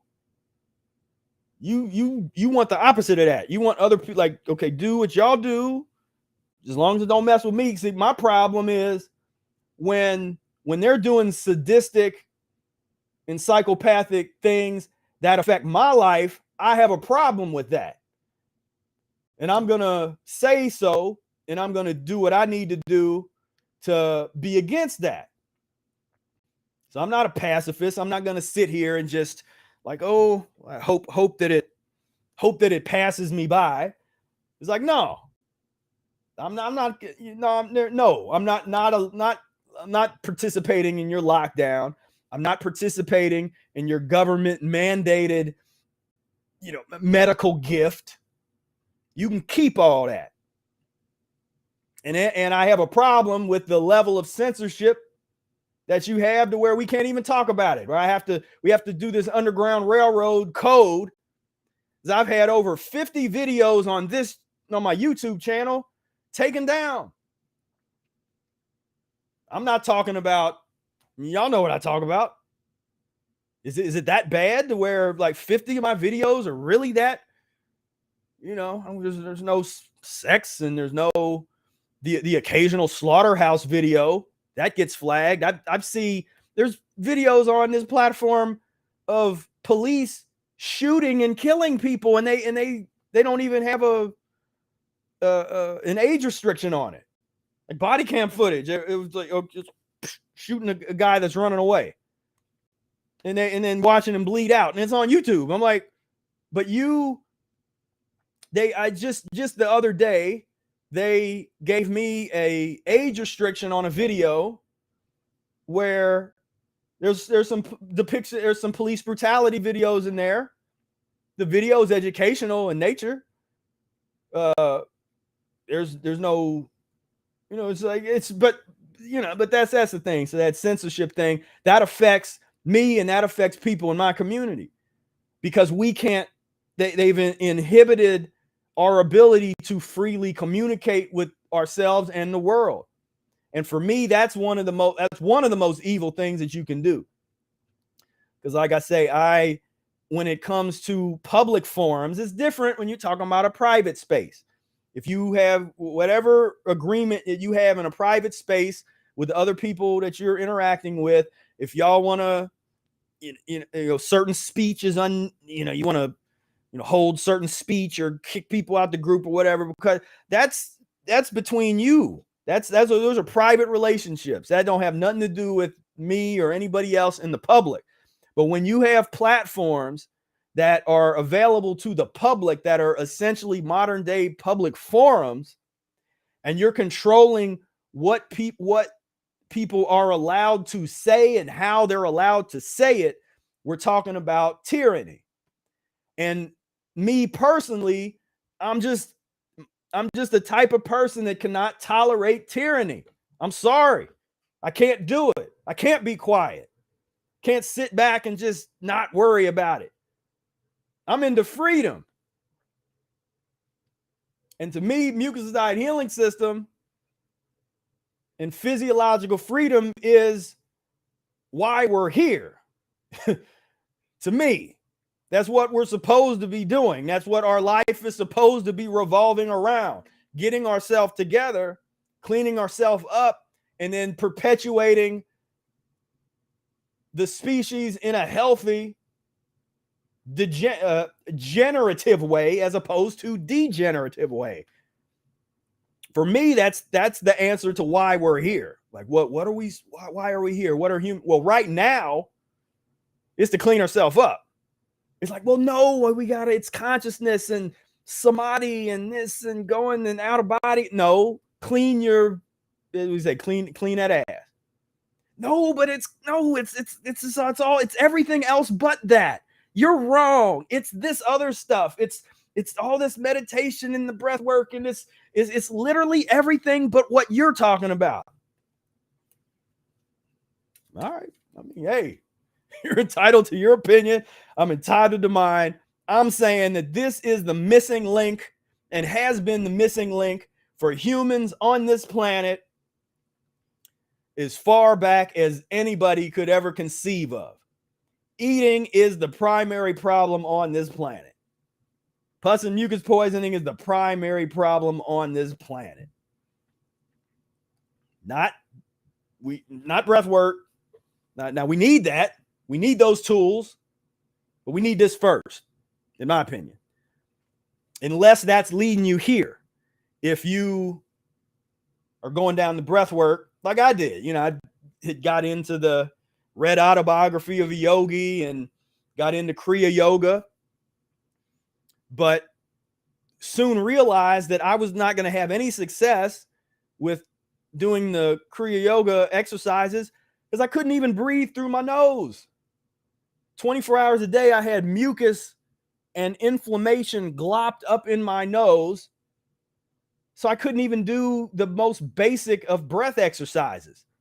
So how am I going to use that path to achieve self-actualization and enlightenment if I can't even breathe through my nose? And so much of those exercises are based on breathing in through one's nose. It's physiological. It's literally the thing that people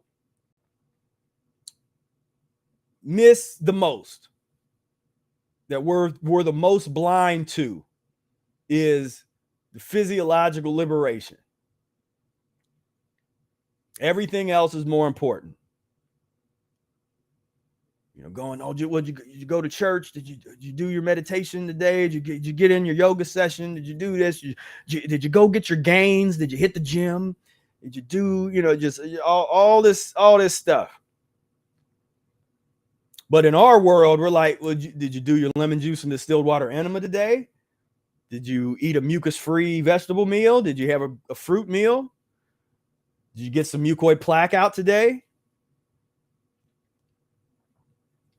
And with that kind of cleanliness, comes these other elements, the breath, science of breath, then it makes sense now to work on and master the science of breath once you've cleaned up the vessel a little bit.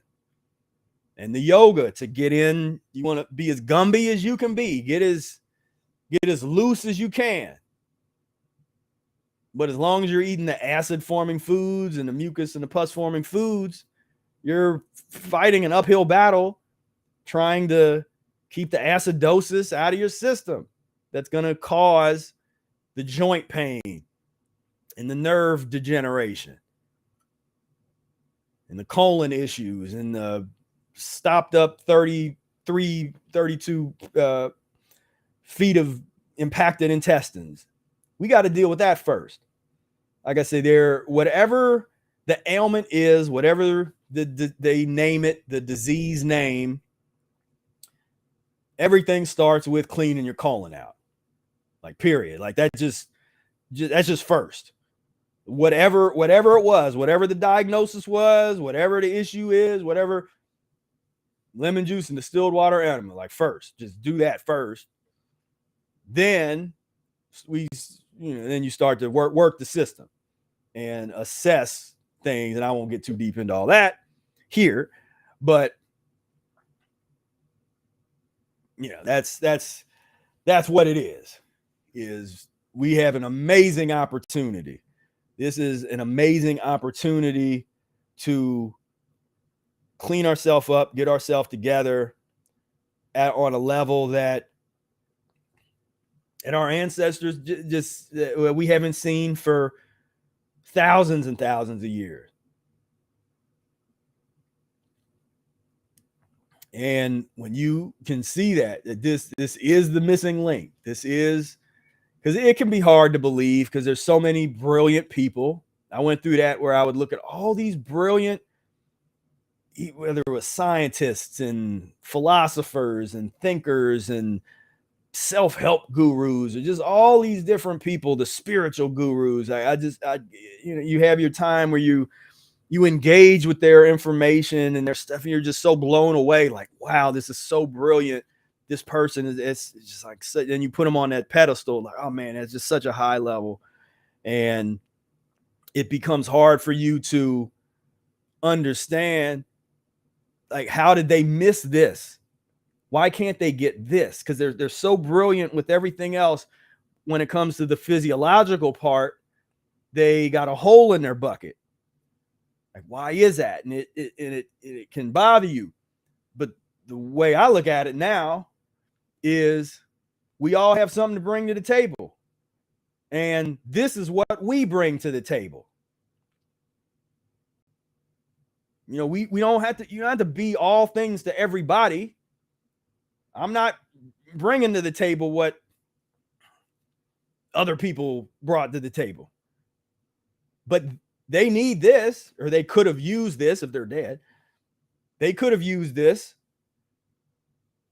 And that's the way I look at it.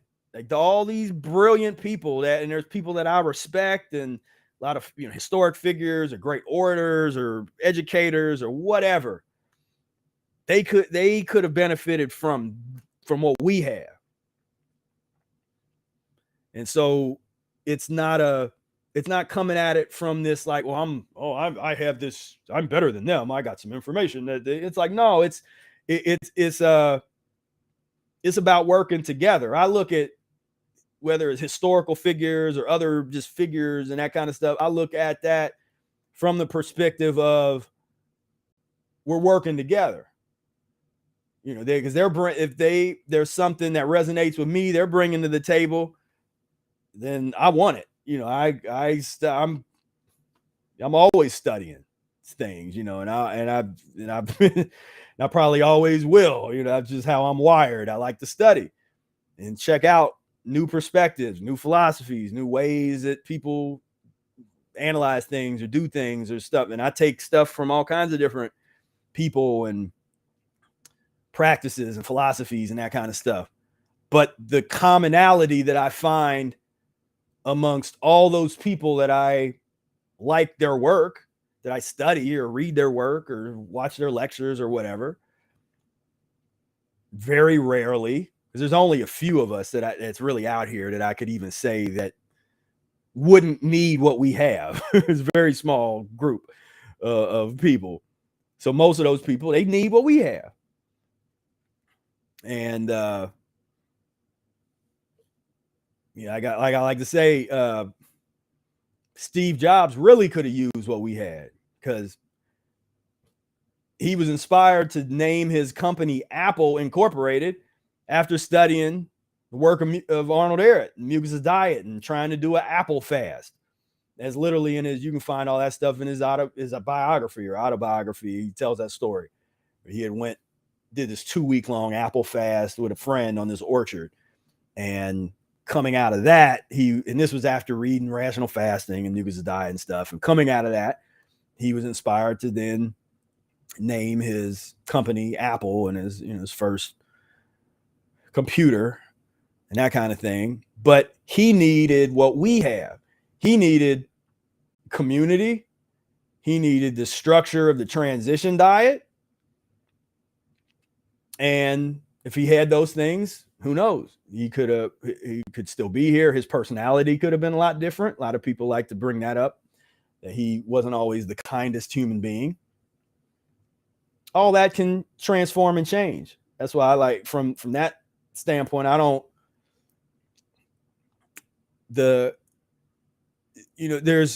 people like to get real touchy about judgment. That's this modern era crap. This 2023, people like, oh, don't judge. They like to, that's that nanny. That's what I'm gonna start calling these people like, okay, Mary Poppins, it's like this nanny thing that people like to, oh, don't judge. Don't judge. Well, aren't you judging me, judging you, judging them? Shut up. You know what I mean? Like, I don't got time for, don't judge. Don't, they're really great. They don't judge. Like there's some kind of saint.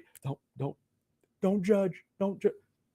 Man, we got to use whatever tools we got. And so judgment and discernment from a rational standpoint is very important. Because if you trying to run around on this that like not judge, don't judge, don't judge. Because anybody that says that, you're judging somebody judging. So you've already just destroyed. The only way you could win that argument is if you have a small enough ego where you just turn the channel, you just walk away.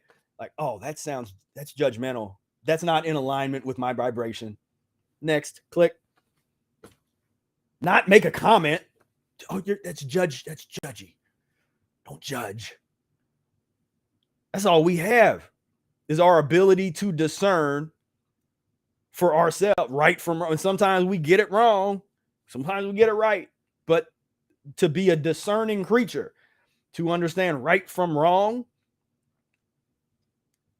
and to come up with a concept of right. What is right? What is righteous? Well, like I was arguing earlier, is it right to, with your own self-interest in mind, take actions that would mitigate and lessen the suffering that you might be exposed to in your life?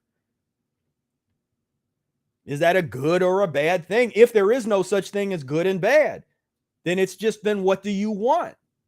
Do you want to suffer?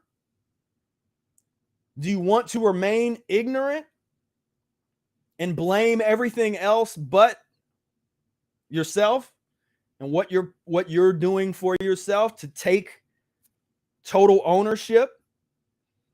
What's that book? Extreme Ownership, or this concept where you take responsibility.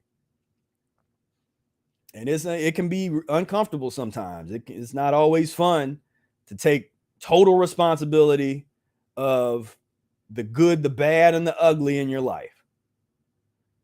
But it's a path toward freedom. I'd rather do that. I'd rather be on that path toward that freedom than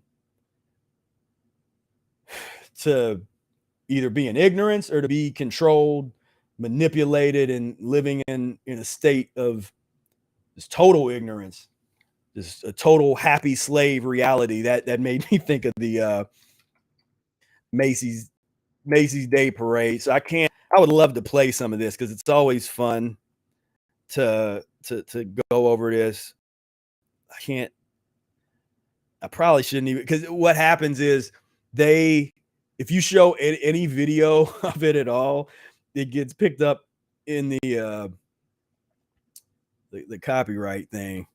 But I want to look at this. This is kind of a tradition. We look at the goofiness, and this is part of what we do, where we just take a look at the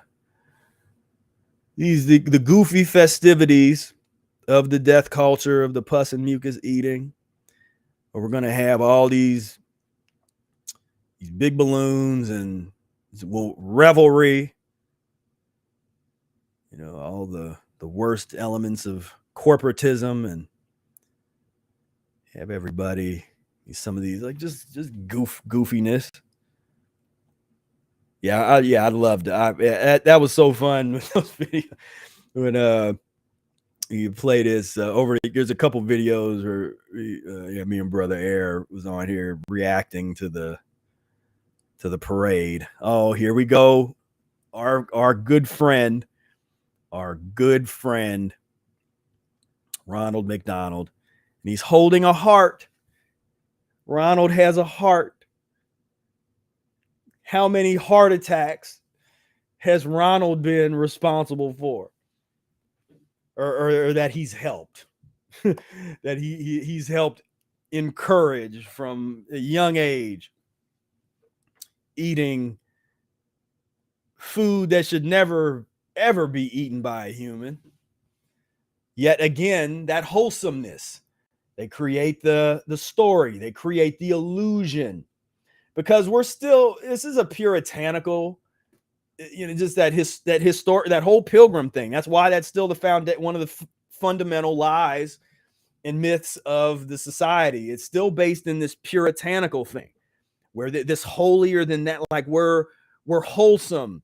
This is all, it's like just that clean fun. And it's like, there's always that kind of overarching thing in the society that is like super annoying. And these parades, it's like it's a lot of happy slavery. I mean, what kind of hell? We got this duck, and I don't know what duck that is, what character this is, but the duck has a Subway sandwich or whatever.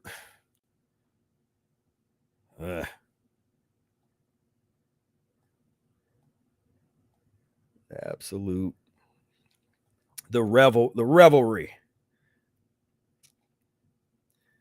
It's a celebration of ignorance. It's really what it is, and people say, well, I want to, take my family, and I'm not begrudging, if you want to go see it or do it, whatever. But what happens is you start to really clean yourself up. These kinds of things, these environments, they're not fun anymore. This stuff used to be fun for me when I was a child, when I was little. Watch the parades or go to parade or perform in the parade, and to be a part of all this stuff. And I used to, when I was young, I really liked watching the ball drop, the whole New Year's, all that New Year's partying. I wanted to be a part of that when I was like young, like real, like preteen and teenage years. And I'd watch that, and I'm like, man, when I'm old enough, I'm gonna be up there, and I'm gonna be on, I'm gonna be on stage, and I'm gonna be up there, doing just drinking and, smoking and dealing with all the women. I just had that attitude of the gluttony attitude, that party attitude, the pus attitude of, I want to be a part of this. And that's one of the big changes. Oh, Pillsbury Doughboy. I had a little Pillsbury doll when I was young. But those are the kinds of things that changes. Your value system transforms as you clean yourself up, as you go down this path. Yeah, Brady said this was always goofy. Yeah, this is straight goofiness. But when you start to really deconstruct, because the educational value of really analyzing this stuff is you start to really see how pus and mucus is at the foundation of everything.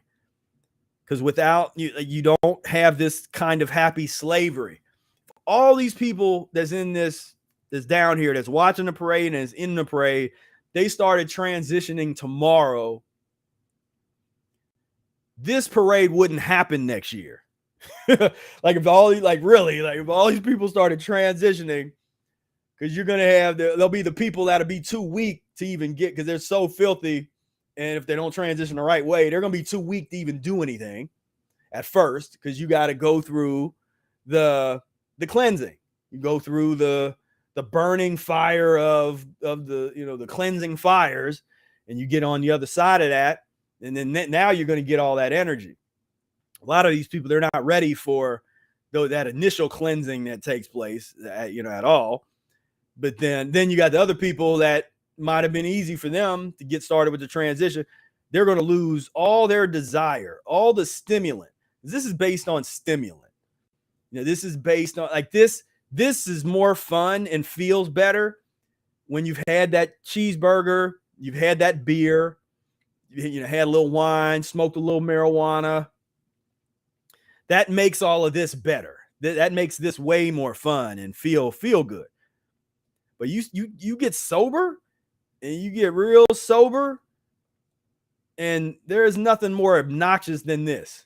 You couldn't pay, you could be paid to go and deal with this. It's just not enjoyable at all.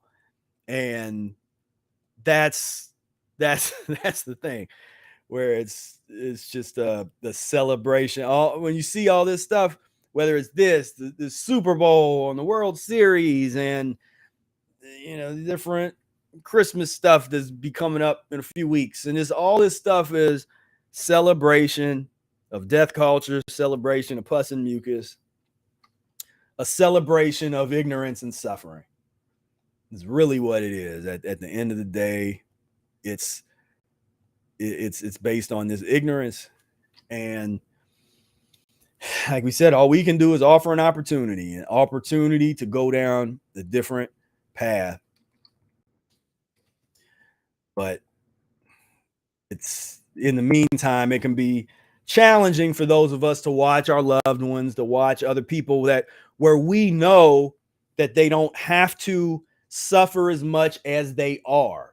I'm not saying that you could even go in and you'll save all these people, or everything would just transform as soon as they get on the path. But there's so much suffering that is just unnecessary, that is unnecessary. You seeing a family member that's limping around, or it's hard for them to get up out of a chair. They're doing this, and they're young, and they're relatively young, and that changing their diet would help. That would help enhance their life. But that becomes one of being on this side of the tragedy of nutrition, being on the observer side. That's one of the things that we go through. That is what it is. I mean, because it's not going anywhere. That's that's going to be what it is. Now, normally this would be the time in the presentation where I would start showing slaughterhouse videos, but every time I show them, YouTube's been taking those videos down. So I wonder who's bought and paid for by who, because like I said, they, cop murders somebody. That's cool. Keep that on there. We show a slaughterhouse video of something that happens. Shouldn't be private.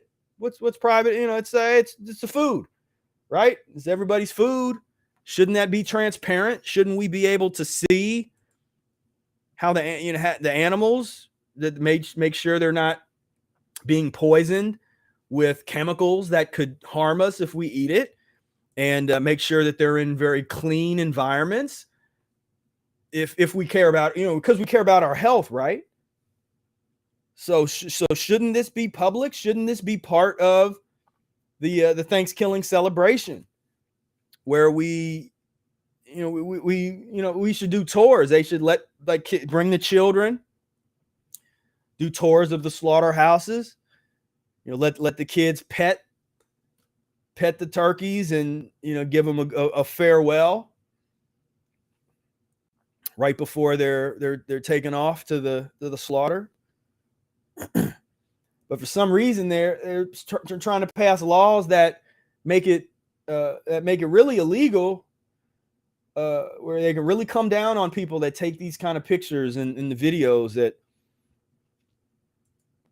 But I would think that why not make this public? I think this should be something that everybody should see. You should know where your food's coming from. Really understand the whole slaughter process. Where's that feces go? That animal had feces in it. You should know how it's removed. You should know the detail if you're eating it. That's just a little wisdom, a little recommendation. If you were going to eat the dead animal, you should know as much about it as possible. You know a lot about other stuff. You know about Dungeons and Dragons or football players or baseball or whatever. There's whatever irrelevant things that you know about that, but you don't know much about this, do you?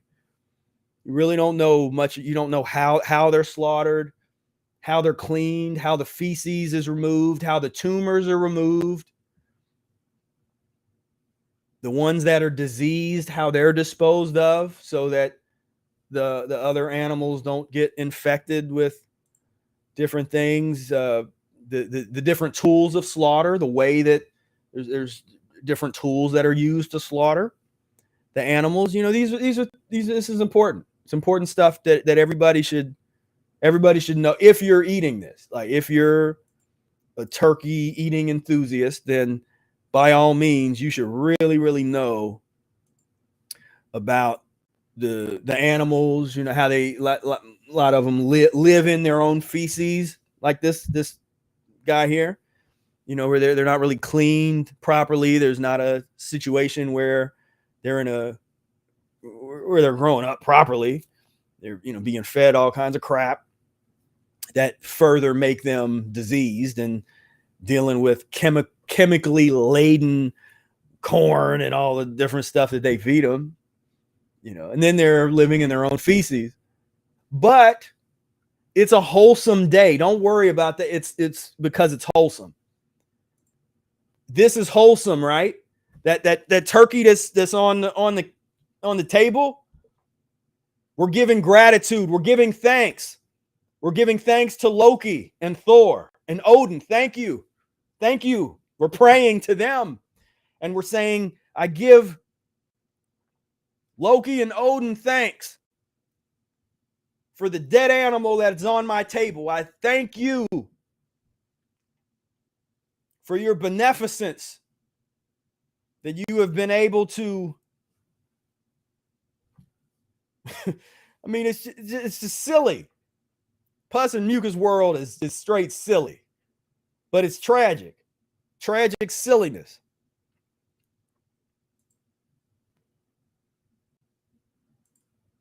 Just because and watch this video still. We're doing is looking at images and watch this video still get taken down and get flagged. This censorship is ridiculous.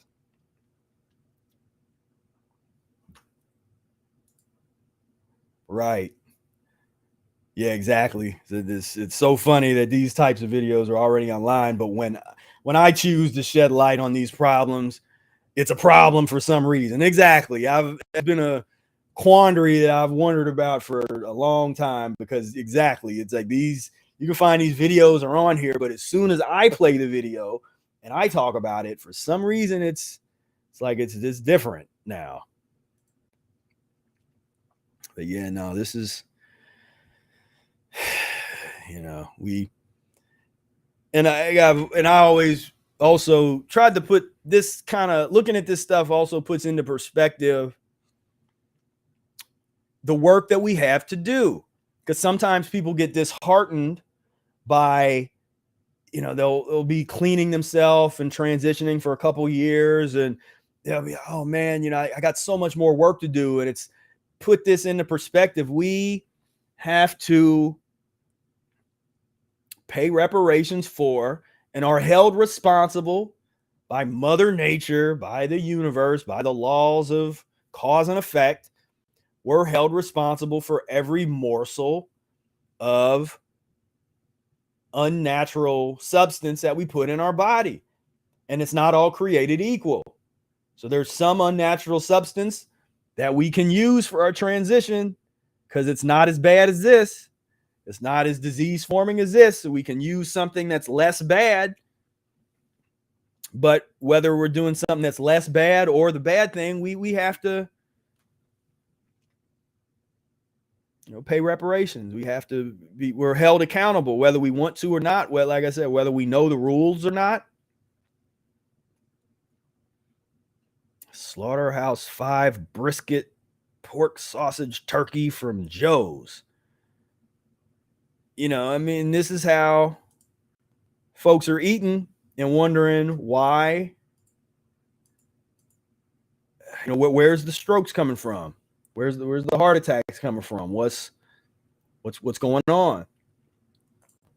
When the answer is right in front of them, you look no further than what's in front of you on your plate, what you're putting in your mouth. It's like Wizard of Oz says, if you look into things that are beyond your backyard, if you look, if you don't find it in your backyard, it ain't for you. And I'm gonna play this little comic relief. There's this video is kind of funny. Let's see. Hopefully, goodness of. Let me see if you can hear the audio. I will let it restart. So it says these are the which house are. There are 2 types of Thanksgivings. I got beans, greens, potatoes, tomatoes, lamb, lamb, pork, beans, greens, potatoes, tomatoes, chicken, turkeys, rat. Taste the biscuit. Taste the goodness of the biscuit. Taste the honey sauce. Taste the goodness of the biscuit with the honey sauce. Which house are you choosing? There are 2 types of Thanksgivings. I got beans, greens, potatoes, tomatoes, lamb, pork, beans, greens, potatoes, tomatoes, chicken, turkeys, rat. Taste the biscuit. Oh man. I thought that was pretty funny. Taste the taste the biscuit. Taste the biscuit and the honey sauce. I was like, oh man, see, what do we say? We laugh to keep from crying. In the midst of that's the one thing that that can help us through the challenging times, the tough times as we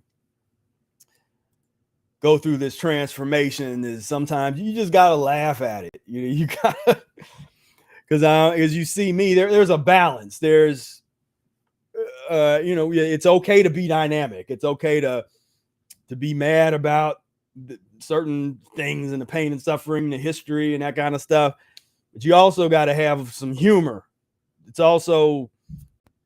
so tragic. It's funny because you don't have comedy without pain. As some people say, there really is. And think about, you look into analyzing comedy and things and humor and things that are funny, and without some kind of, pain dynamic, it's not funny. It's just big. And when they get rid of, and that's where like mainstream comedy or like certain sitcoms and stuff, when they get real unfunny and sterile, it's because they cut all of that out. They cut any kind of real stickiness, any kind of pain, underlying dynamic out of it.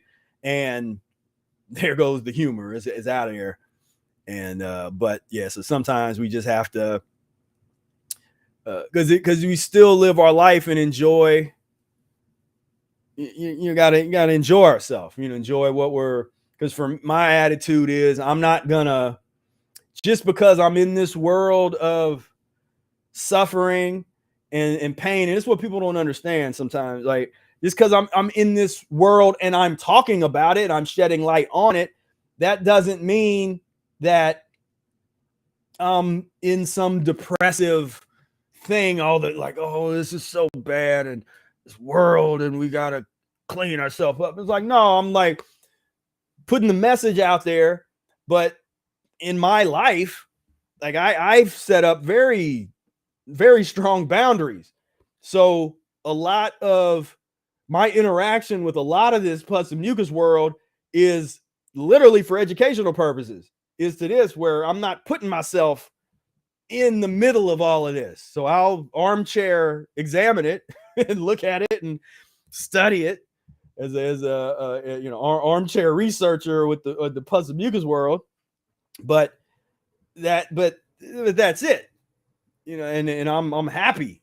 I'm a happy person that I found this information, and I have with the ups and downs, because part of this transition, the emotional ups and downs, and letting go of a lot of rough emotions, and you got all childhood traumas, like all that. That's a whole other video. We get into talking about all that kind of stuff. That is the business of practicing the Mucus diet, the business of detoxification, body, mind, and spirit. That's that. So all that stuff is going to be real, but you want to, you got to live your life. You got to live your life, enjoy yourself, enjoy the process, enjoy the transition. That's, if there's any wisdom I can imbue on you, it's like, enjoy the transition. Don't try to rush through it. Don't try to, the urgency is to get started. The urgency is to get this information, read this book, and get started. But once you get started, then let's evaluate your transition from a rational standpoint. And there's no need to try to rush, to try to skip over parts of the transition, to feel guilty and feel bad about yourself and put all this extra. So we were talking about this yesterday in the meetup, or sometimes people want to try to add all this extra, like they start this path, and for a lot of people, this path would then automatically go with some of these high ideals in different spiritual and religious traditions. So you get into different these really high ideals about the celibacy, and you're supposed, and you shouldn't have any negative thoughts, and it's all this extra other stuff, where I'm saying, don't worry about that. Focus on practicing the Mucus diet. Like, focus on cleaning yourself up, and that stuff takes care of itself. Or you will be inspired to deal with those things as you need to. But it's a lot of it's a lot of extra work when you putting all this extra pressure. That's what I'm seeing people do, is they get into this and they see that initial, like, okay, wow, this is real. I'm feeling better, but then mentally all this extra societal programming stuff starts coming in, and where you feel guilty about things like, or things you feel, or this or whatever. It's like, and I'm saying, do your enemas, eat your mucus-free foods, go through your transition, and that stuff takes care of itself. Where that's not the focus, because then you'll be led to deal with whatever traditions you're into, your meditation practices and your breath work practices and your sunbathing and your this and your exercise and your walking and mountain, whatever it is that you're doing. That stuff is going to come, but first and foremost, you got to clean out your colon. That's all I'm saying. That's the first thing, is cleaning the colon out. The difference between eating a turkey and eating your dog is propaganda. I like this. This is true. And people, I've been sharing that Elwood dog, or it's this Instagram page that they're run by vegans, but they act like they raise dogs to be slaughtered and then sell like organic dog meat. And so they use the same way that people talk about how they raise and slaughter cows or pigs or whatever, and how much they care for their animals and slaughter them and this and how healthy they are. So they use that in their in the way that they express themselves, and it's funny. It's pretty funny. Was it Elwood organic? It's called Elwood Organic Dog. Yeah, and it's hilarious to me. Yeah, like sure. So they'll have pictures of the dogs, and then Elwood's organic dog meat. They'll have pictures of meat, and people that don't know, they just assume that, wait, are they really selling organic dog meat? And it's hilarious when people don't know that it's like a joke, it's like a satire thing. And but people start going off, and they get like, oh, you guys are evil. It's like, yeah, but are you eating pig? What are you eating? So you eat cow? Like, well, that's different. That's cow and pig. That's different. But dog is like, okay. Then have you been educated yet? Do you get it yet? But yeah, no, these are kind of fun.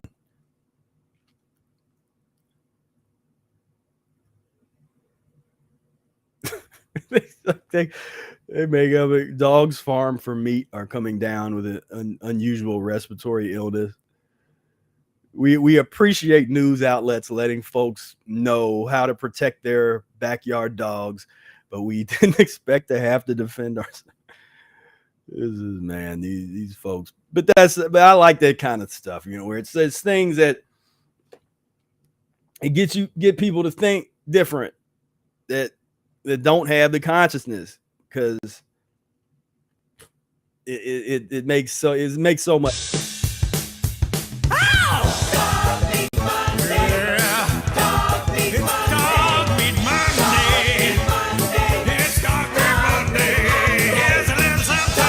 And that same, the wholesome, and they do a good job at portraying that wholesome.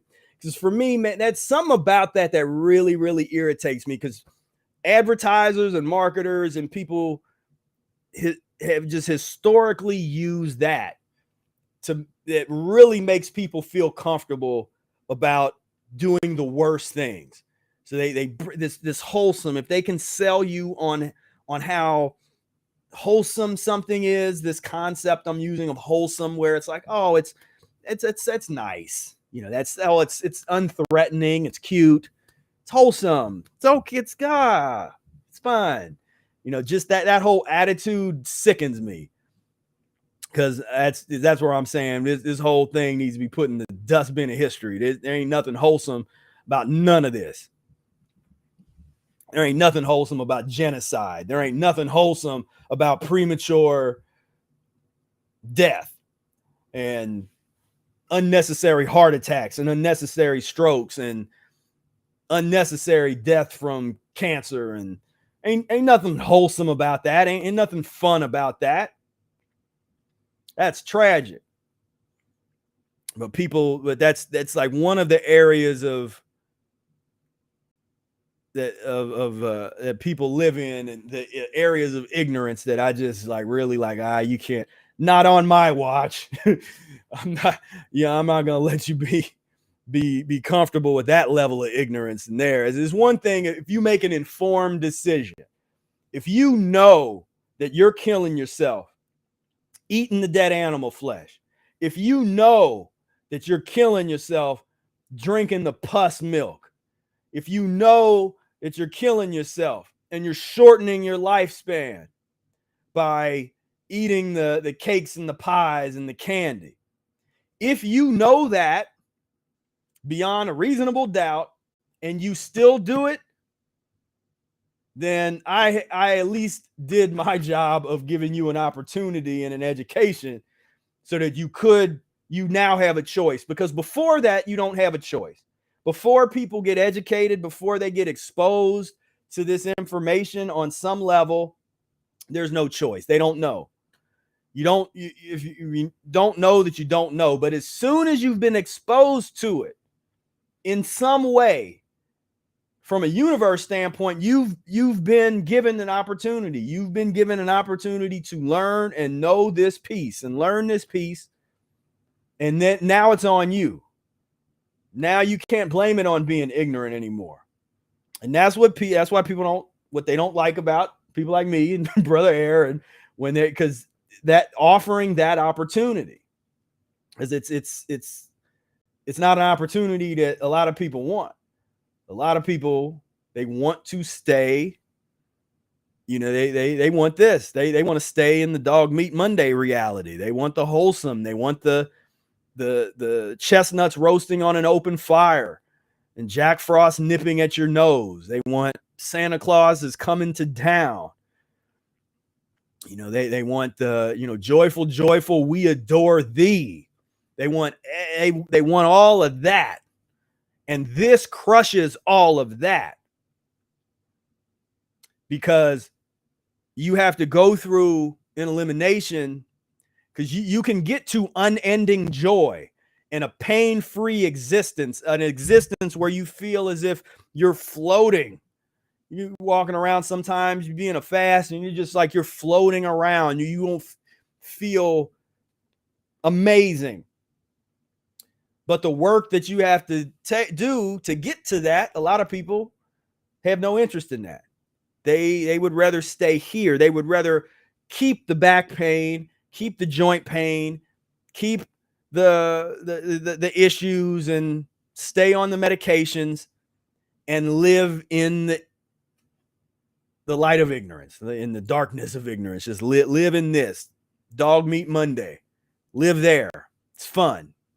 Don't worry about, like, yeah, my knee, I need a knee replacement. That's cool. That's covered by my insurance. That's got that. My joints are acting up. Yeah, I used to have these, as the body starts to prematurely age and degenerate is always an excuse and is always a solution. Like, and I'll just, we'll go that. And like, oh, I'm on the list, heart transplant, I might make it. They get a lung, got to get my lung replaced. I did a lot of smoking, and they're gonna, replace one of my lungs. I got to get a new kidney. I'm on the list. It's always an answer. That's not, let me clean my colon. Let me get the slime and the diseased, smelly mess out of my colon. That's not the first thing that they think about. First thing is like, okay, yeah, let me get these pills, let me do that, and we'll go to the doctor, and this and that. It's like, no, it ain't. Let me clean the poop out of me. Let me get the acid out. The wholesome. You always got to get the kids. Get the kids and holding the dog meat. So we're overwhelmed by your interest in learning how to butcher dogs for Thanksgiving. We're always happy to share what we know. So we're adding an additional Saturday to our monthly do-it-yourself dog harvest. Yeah, this. What can I say? ThanksKilling.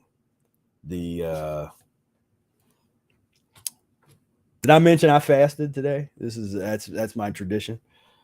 Fast on ThanksKilling, and as soon as I get off of here, I will be doing my second lemon juice and distilled water enema, and then I'm gonna chill out and enjoy. That's how I enjoy my day. My hella day, and where and in my case, I haven't. It's like I'll go the whole day and not communicate with other humans, where I'm kind of enjoy my little world. Got my little bubble. my little mucus-free bubble. And people say, oh, don't you get lonely, or don't you get like, well, I'm talking to, I don't know, there's like 50, 60 y'all that was on this live. Y'all my family. Y'all, this is you're who I want to be talking to today and hanging with and plugging into. And so I'm good. I am good. So yeah, so I think I probably will start to wrap it up. You know, I can keep going on and on and on, finding new insane. Well, I guess one last thing that's part of our tradition is we gotta look at some pictures of the Black Friday, the Black Friday tramplings. It must be from a movie. Yeah, this one I had the video of this one. Like somebody got totally messed up, and so again, connecting the behavior of what one eats to what one does. How many people do you estimate that's in these pictures that's being part of the Black Friday trample stampede? How many of these people are eating exclusively fruits and green leafy vegetables and have been doing so for years? Anybody? Is there anybody here that's putting themselves in this environment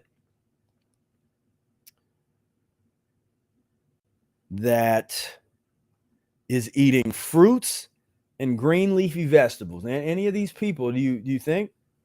Is there anybody here that's eating fruits and green leafy vegetables, doing lemon juice and distilled water enemas, cleaning their colon out? You think so? You know, anybody down here that's cleaning, that's dedicated to cleaning themselves out and pursuing physiological liberation, cleaning up their blood, transmuting their blood and changing their bloodline permanently so that their children never know what disease is? Their children can't conceive of suffering the way that we do. Do you think there's anybody like that here? You know, maybe. I don't know. I don't see it. I don't see, at least the way the folks look, they don't really fit the profile of somebody that's cleaning themselves out. Yeah, no, I don't think these look more like Costco hot dog people.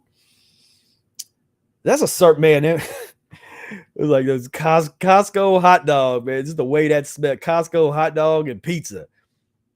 You go in there and you see, and people are really eating that stuff. Like people, there's sometimes I'll still, after all these years, I'll still be a little surprised. Like people are really eating that stuff because there's no illusion that there's anything natural about any of that. Like when you're at the level of Costco hot dogs and pizza, it's not if you get cancer, it's when you get cancer. You know, it's like, it's not if you get the heart disease. It's just when, at that level. That's these people look like the people that I see over there eating a Costco hot dog, like just not even worried about it. That's like a death sentence food. He's sitting over there, Costco hot dog. Come on now. But you see, like her, she's having fun. See, this is fun. Then you got like, analyze this. So you got so you would think like, oh yeah, young people, they'll enjoy the insanity, but then it's like, man, no, this is all ages. We're not age discrimination. Pus and mucus, if you still got a little vitality left, you're gonna have fun here. You're gonna get involved. And everything is well and good until Granny gets pushed to the ground and trampled. And and then can't really survive. See, Walmart worker, Black Friday, grief for family of Long Island Walmart worker trampled to death by wild shoppers. So that'd be a hell of a thing where you go to a job that you're going to minimum wage, less than minimum wage job, and you're fighting for your life. But I'm sure everybody's eating fruits and green leafy vegetables and cleaning their colon out, and they're, and this is just natural human behavior, right? This is just how, just with humans being so evolved as the myth that they tell us that we are, that we're so technologically advanced and we're brilliant. We're little gods walking on the planet. With that storyline, then yeah, no, I'm sure behavior doesn't have anything to do with what you're eating. This is the natural progression of godlike beings. Godlike beings boastfully calling themselves humans. God, or no, animals boastfully calling themselves godlike beings, boastfully calling themselves a human species. It just doesn't.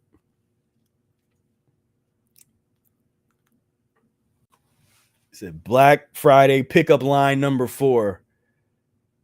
It's like, careful, don't run too fast or you might just trample my heart.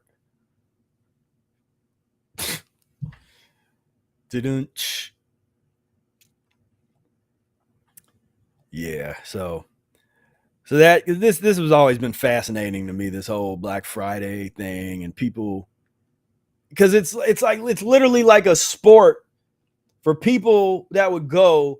This is the closest thing they get to being in a football, like professional football game, where it's like this becomes almost like a sport. It was competition. It's like, okay, I'm gonna line up, get there. We're gonna, we sizing up the competition, because as soon as they open up the door, we're running. If somebody's in the front of me, we're pushing them to the ground. We're running because I want 40% off the flat screen TV. I want 30% off of socks and underwear, whatever. What do people buy? And of course, there's some good fights. You're always going to have some good Black Friday fights. And people like, man, you stepped on my sneaker, dog. You stepped on my sneaker. So it's a circus of absurdity. It's a circus of pus and mucus. So make no mistake that that's at the foundation of all of this behavior. There's not one person on here that's eating fruits and green leafy vegetables that's putting themselves in this sort of situation and finding it fun, finding it like they're little athletes. This is their time to shine, like it's gym class, and we're gonna run in here, and the whole greed. A lot of people that don't really have a whole lot of resources or don't have power. There's a lot of people that is another thing, that the lack of power, the lack of control in someone's life that leads to mall madness, this kind of behavior, this kind of thing, to find this fun. Scavengers, let me scavenge and try to find whatever I'm looking for. So we will be those people that will be able to bear witness. We are bearing witness now. And I like to look at things like fast forward into the future and look back on this period in history in the way that we look back at different periods in history, at the different absurdities that we find, whether we go to the medieval times. We're really still in that. This is like the technological variation of the medieval era in terms of consciousness. We're not too far beyond that, unfortunately, in terms of the world. But I like to look back at our time in the way that we look disparagingly at the people of the so-called Middle Ages. As we're not at more farther along advanced than them. So you can look at our era like that, and you can find things that's nuttier with us. That's just as nutty or nuttier. This is pretty nutty. Like, you know, we make fun, like people look at insects, they look at ants, or they look at other insects as degenerate, like looking down at them like, oh, that's just an insect. They're more organized than you. They're more ants. They're not doing it. They're not fighting like they're doing this. They're organized. They're working together. This is every man and woman and child for themselves. Absolute insanity. Yeah, people have been killed with this nonsense. Indeed. Yeah, total insanity. And all of this goes away with cleaning yourself up. It really is as simple as that. Cleaning out the colon, getting people cleaned out, and on the path to physiological transformation, all of this goes away.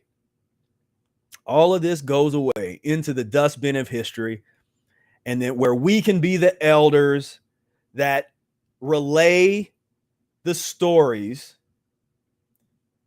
instead of the story of Columbus discovering America and the Pilgrims coming over, and instead of those lame stories, we tell our story. The story of how humanity totally lost its way. Humans thought that they were advanced. They thought that they were intelligent. They thought that they had it all together when they were missing the one most important thing that could have transformed every human on this planet and all of humanity. That would then trickle down to transforming the animals on the planet. Yet the one thing, it was so close and it was so obvious. It was right in front of their eyes, but they couldn't see it. They couldn't get it. It's our Tower of Babel story. It's our Plato's Cave story, our Matrix story, our whatever you compare it to. That's the story that we will be telling our children and great grandchildren about a reality that they will have to hear about it from us, because the world will have changed. Their environment will have changed. They will not have the ability to really relate to suffering and disease and pain in the way that we do. We'll have to tell them about that in an effort to educate them to a point where they don't start to get curious. They don't do whatever it was we did when we fell off the wagon many generations ago, where we ate ourselves down into this animal-like experience, that they never have to do that again. You know, so that's, for me, that's a lot of the work that we do, is so that when we do pass the wisdom on to the next generations, they don't have to go through all this pain and suffering. They need to know about it, because they should know about the history. But they're going to know our telling of history. They're not going to know the Kentucky Fried Chicken version of history. That is pretty much what every public school does. The Kentucky Fried version, the McDoo-doo history, the Kentucky Fried history, the Burger King history. That's not gonna fly. That's going in the dumpster. But we'll get a good understanding of what went wrong, because now we have answers that no one else has. Like, we're the only ones that have these answers like this, that this is where humanity took the wrong turn and why things are so bad for so many people and why things are good for others, or seemingly good, when it's still, there's a tragic undertone. Because some of the richest people on this planet that have all access to so much resources and all this kind of stuff, they still don't get this. They're not getting this part. They're spending millions and millions of dollars to try to get stem cell updates and special surgeries and special just stuff that just rich people have access to. Stuff is there. It don't hold a candle to what we're doing. So what is it? Like, what does it, how special do you have to be to hear this message, get this information, and it clicks? There's millions of people that get exposed, that have been exposed to this, but there's been few that, for whatever reason, where it really clicks, where they get it, read the book, or however they get it, and it really clicks. I'm like, yep, that makes so much sense. To me, that's a gift. To be one of the, for lack of a better concept, the chosen ones, chosen people, those that have been chosen for this. There might be other chosen people chosen for other stuff. We've been chosen for this because it clicked. It clicked for you. It clicked for me. It clicked for Brother Air. When it doesn't click for a lot of people, and there's people that you think that it would click for, you think that it should click for, you, with the greatest intentions in the world, you come, here, check this out. You give them a book. You tell them, hey, check out this guy on YouTube. Like, man, check this video out. You did it the best that you could, but they weren't ready. It didn't click for them yet. Doesn't mean that it won't in the future. So I'm an advocate for plant the seeds. Go ahead and plant those seeds, because you never know, because that's happened a lot, where some of the people that were the nastiest to me about eating fruits and vegetables, like doing what I'm doing, you get people that are just nasty. Like, I don't believe in that. I mean, who are you to not believe in what I'm actually already doing? So you don't believe, like, you don't believe that I'm living, that I'm here in front of you, or do you not believe that I'm doing what I'm like? What is it that you don't believe? I don't believe in that. Like, and I've had like family members that say that, and that's like annoying, I don't believe in that. But you don't know anything about it. You don't know enough to not believe. Like, to not believe in something, you gotta know something. There's a little bit of due diligence and research and experimentation and experience that you got to do to have an opinion on some things.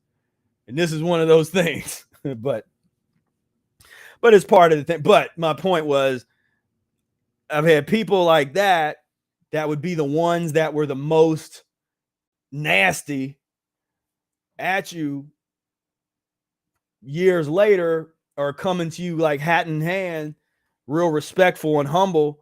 Like, what was that thing you was talking about? That, because they're going through something now. you know, and I don't do the, you know, like I told you so thing or none of that. Like I'm just, because I understand this is part of the process. So, and so I don't, you know, so I'm like, I can be intense talking here, but when it comes to that, like the seriousness that I have about physiological liberation, I don't got like an ego situation involved there. It's like when somebody, if you come serious and respectful. And so when that happens, then I'll try to help, you know, as much as I can, you know, or do what I can in a situation like that.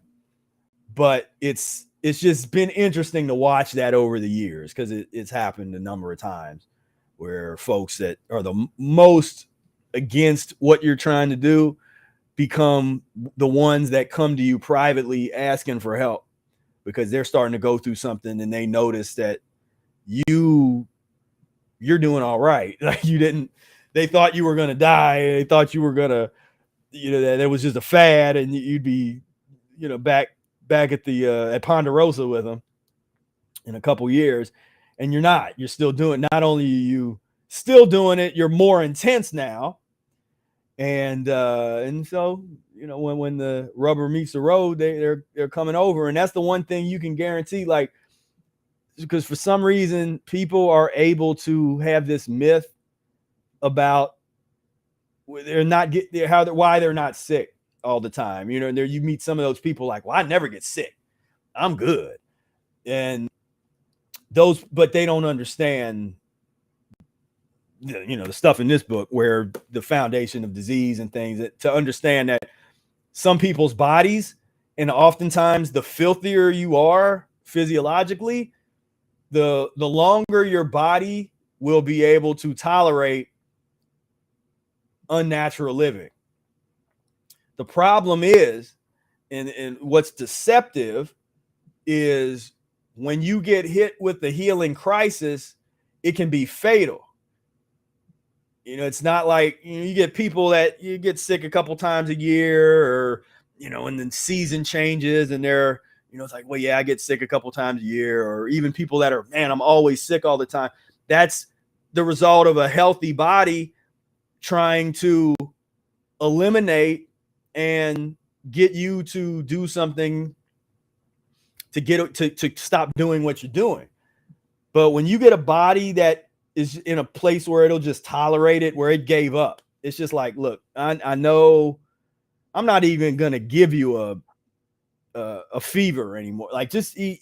I know you're not going to change. Eat whatever you want. We'll try to make a good run.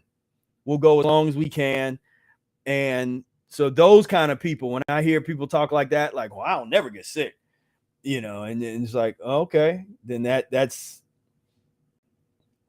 I don't got, you know, my prognosis is not great for those people, but I've dealt with a lot of those people, because they think, well, I'll never get sick. Like, I'm pretty healthy. I eat pretty good. You know, I'm healthy. You know, it's like that, you know, and there's, you look at what they're eating. It's like, yeah, it's okay. It might not be as bad as other, but again, the laws are unforgiving.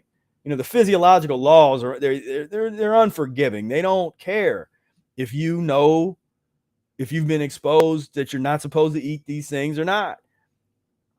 They don't care if you know about the importance of elimination and making sure that you don't got pus and mucus food just sitting in your gut, and 32 feet of impacted intestines, and 20-30 pounds of uneliminated fecal matter, and decades old feces stones, and globs of mucoid plaque, and worms and tapeworms. And doesn't care. Those things don't care how you feel. They don't care how you identify yourself. They don't care about your pronouns. They don't care about nothing other than you broke the law. And you either got to eliminate the obstruction and the waste, or you are eliminated and erased from existence. And it's hard. Like, that's hard truth. Like, I don't like it. Don't be mad, but I'm just the messenger. I'm just like, hey, you don't even have to believe me. You can be like, man, that Spira guy, like I don't know. Well, I don't know what's up with him. That's some other. That you can take it any way you want. My job was to deliver the message, and there it is. So I did my job, and so like when those experiences come, you will have had an opportunity. This is there's the old story of the guy that it was the flood, and the flood is getting higher, and somebody comes to the door and knocks on the door and says, hey, this weather's getting real bad, you need to get out of here. And they're like, no, my God will save me. Then gets further up, the guy has to go up on the roof. Somebody comes with a canoe, and they're like, hey, jump in the canoe, you're gonna drown if you stay here. It's getting worse. Like, no, my God has got my back. It's gonna save me. I don't need your help. Okay. Then the last thing, that helicopter comes, and he's right on the top on the chimney standing there, and the helicopter's like, hey, grab this, we'll pull you up. Like, no, my God will take care of me. I don't need your help. Then that person drowns, gets up to the pearly gate. It's like, why didn't you save me? And then the God entity says, well, I don't know what else I could have did. I sent you the cat at the door, the canoe, and the helicopter. What else you want? The messengers were sent. The information was available. You didn't take action on it. So cause and effect will always, no matter how you feel, no matter what your truth is, my truth, no matter your journey, my journey and my truth. these modern day panderverse dialectic things is, my truth. This is my truth. Like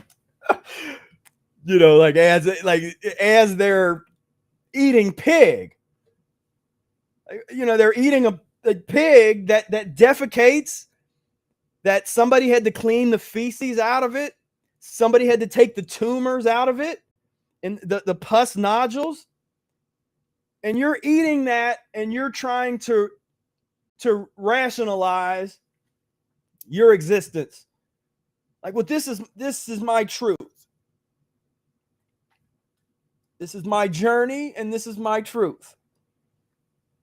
Now, like, okay, all right. Well, you enjoy your truth and your journey. But like I said, Mother Nature does not care about how you feel. It really don't care how you feel. It doesn't care what you believe in. All these things you think is important, nature really doesn't care at all about that. Is either vitality equals power minus obstruction.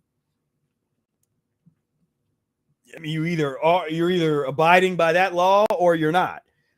And all the extra emotion that is a part of the human experience, you can bring all that in, and you can create all the drama that'll, that do certain things in your brain and your dopamine and all. You can create this whole story and experience and your truth and your journey. But at the end of the day, one question remains: are you constipated or not? Are you body, mind, and spirit constipated? Constipation is obstruction. The law to human life on this planet is vitality equals power minus obstruction. As soon as there's too much obstruction in your life on any plane of existence, any plane, any chakra level, however you want to analyze it, as soon as there's too much obstruction, you will be suffering, and Once there's way too much obstruction, then that's the end of the story, your story. That's the end of your journey. That's the end of your truth.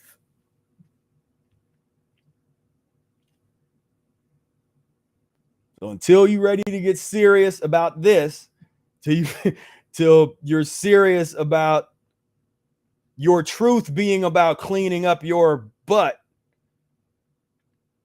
cleaning yourself out, until you accept that as your truth, then you open yourself up to a lot of stuff, unnecessary pain and suffering. And that's my thing, is I don't like to see people suffer unnecessarily. I just have a problem with it.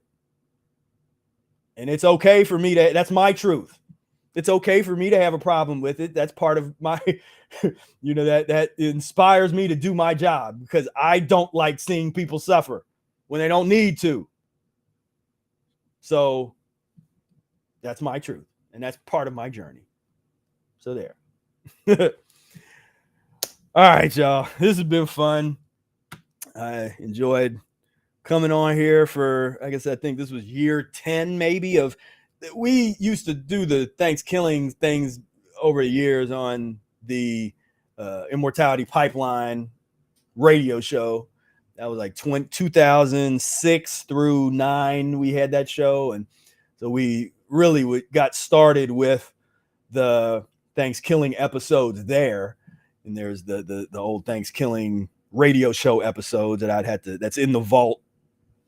I'd had to dig that out of the archive.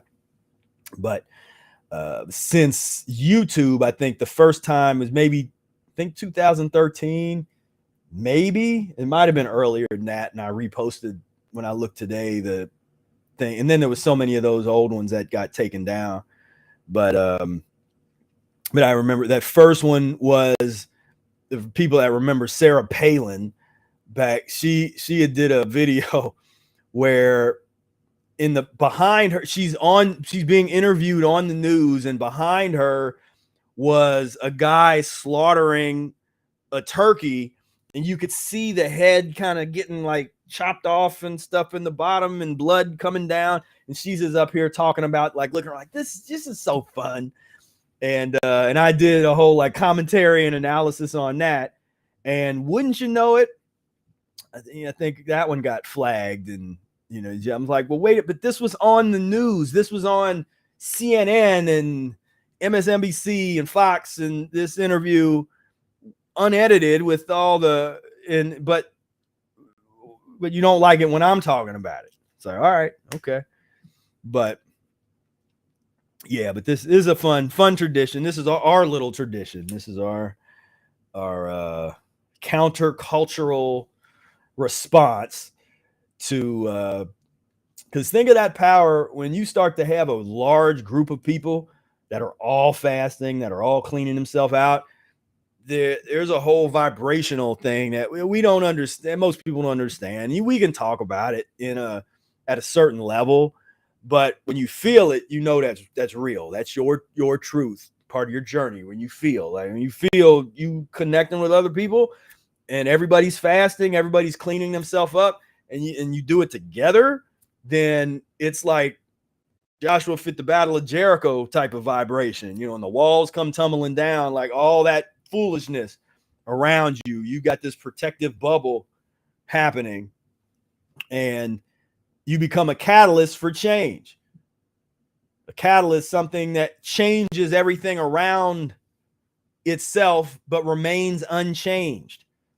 And that's really how you change the world and change humanity. If that's something you're driven to do, and you say, I want to change the world. Well, here, we just showed you how. Like this is it. This is the one. At least this is the one that hasn't been tried yet, that gives us an opportunity, because people have been overthrowing governments for millennia. Nothing new, nothing to see here. When you're in a movement like that, that's exciting. Like, yeah, we're going to overthrow the government. We have our economic and our political ideology. We think it's the best. We're going to overthrow the government. We're going to insert it.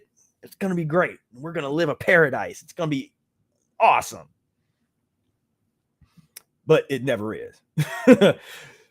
Government gets overthrown. There's a scramble for power. And if you're lucky, maybe the new government isn't as worse as the one previously, but most of the time it's worse. And it's more tyrannical. It's more constipated. And, you know, enjoy the machinations of constipated humans. But this is how you change, not the overthrowing your local government or, you know, it's like, no, clean yourself up. There's nothing more revolutionary than learning how to control what you put in your body and controlling what your children put in their bodies and your children's children.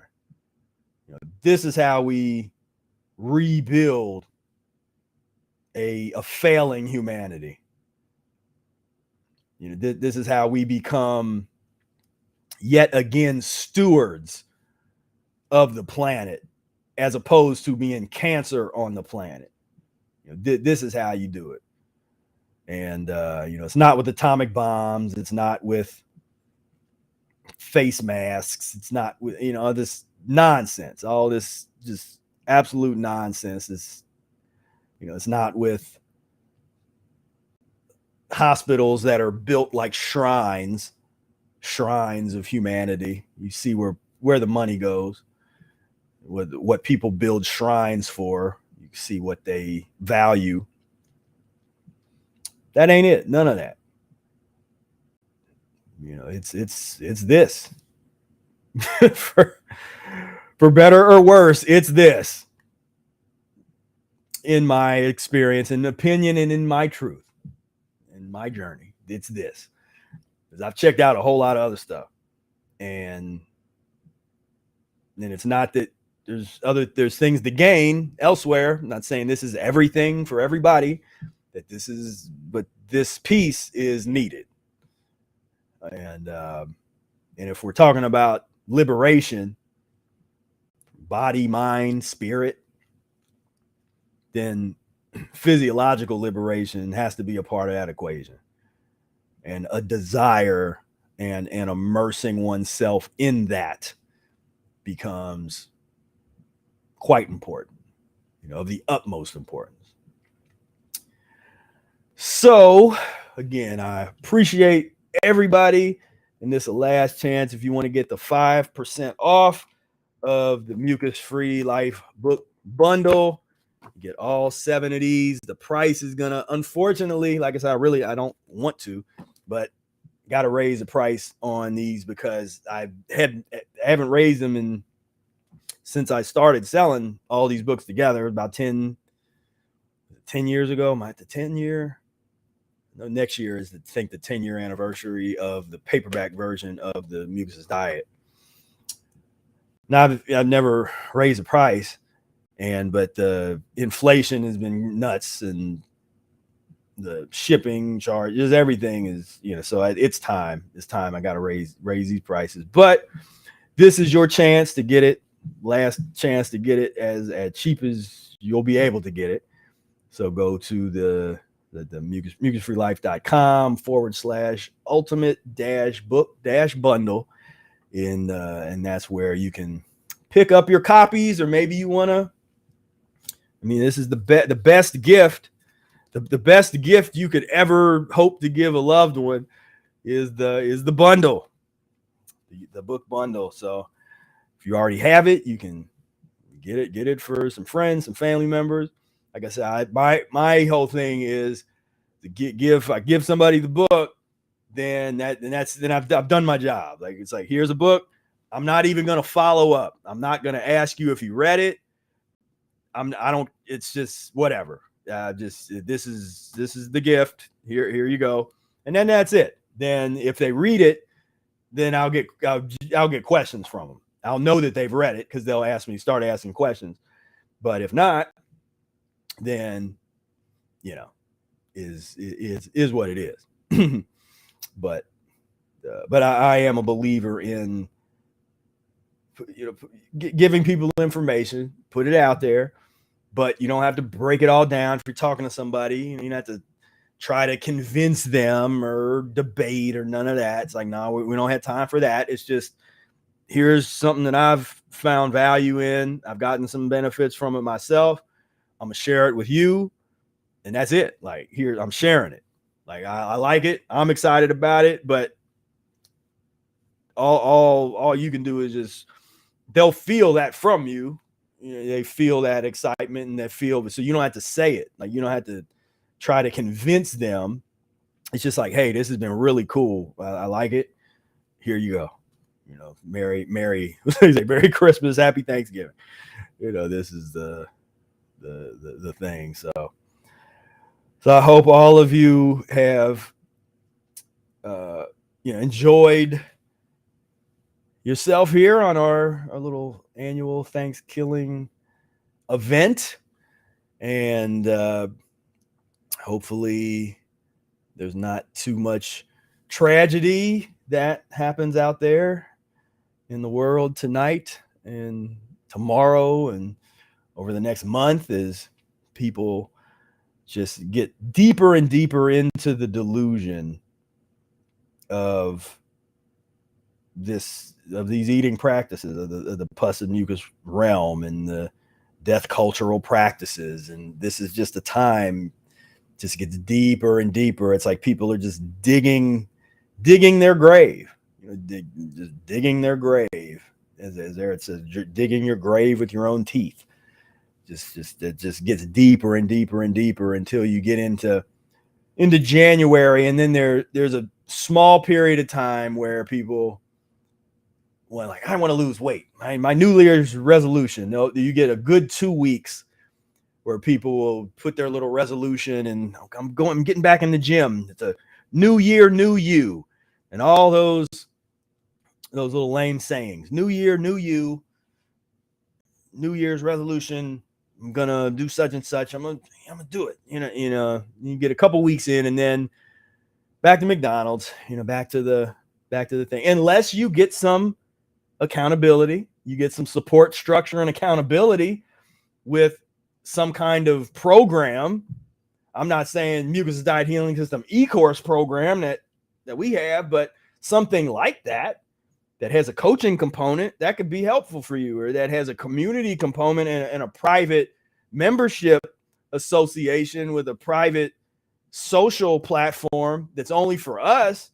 Like, if there was something like that you had access to and an opportunity to plug into that, you could really enhance your practice and really help yourself do that. But so that'd be something that would be really cool if that ever came past, like that kind of opportunity or offer ever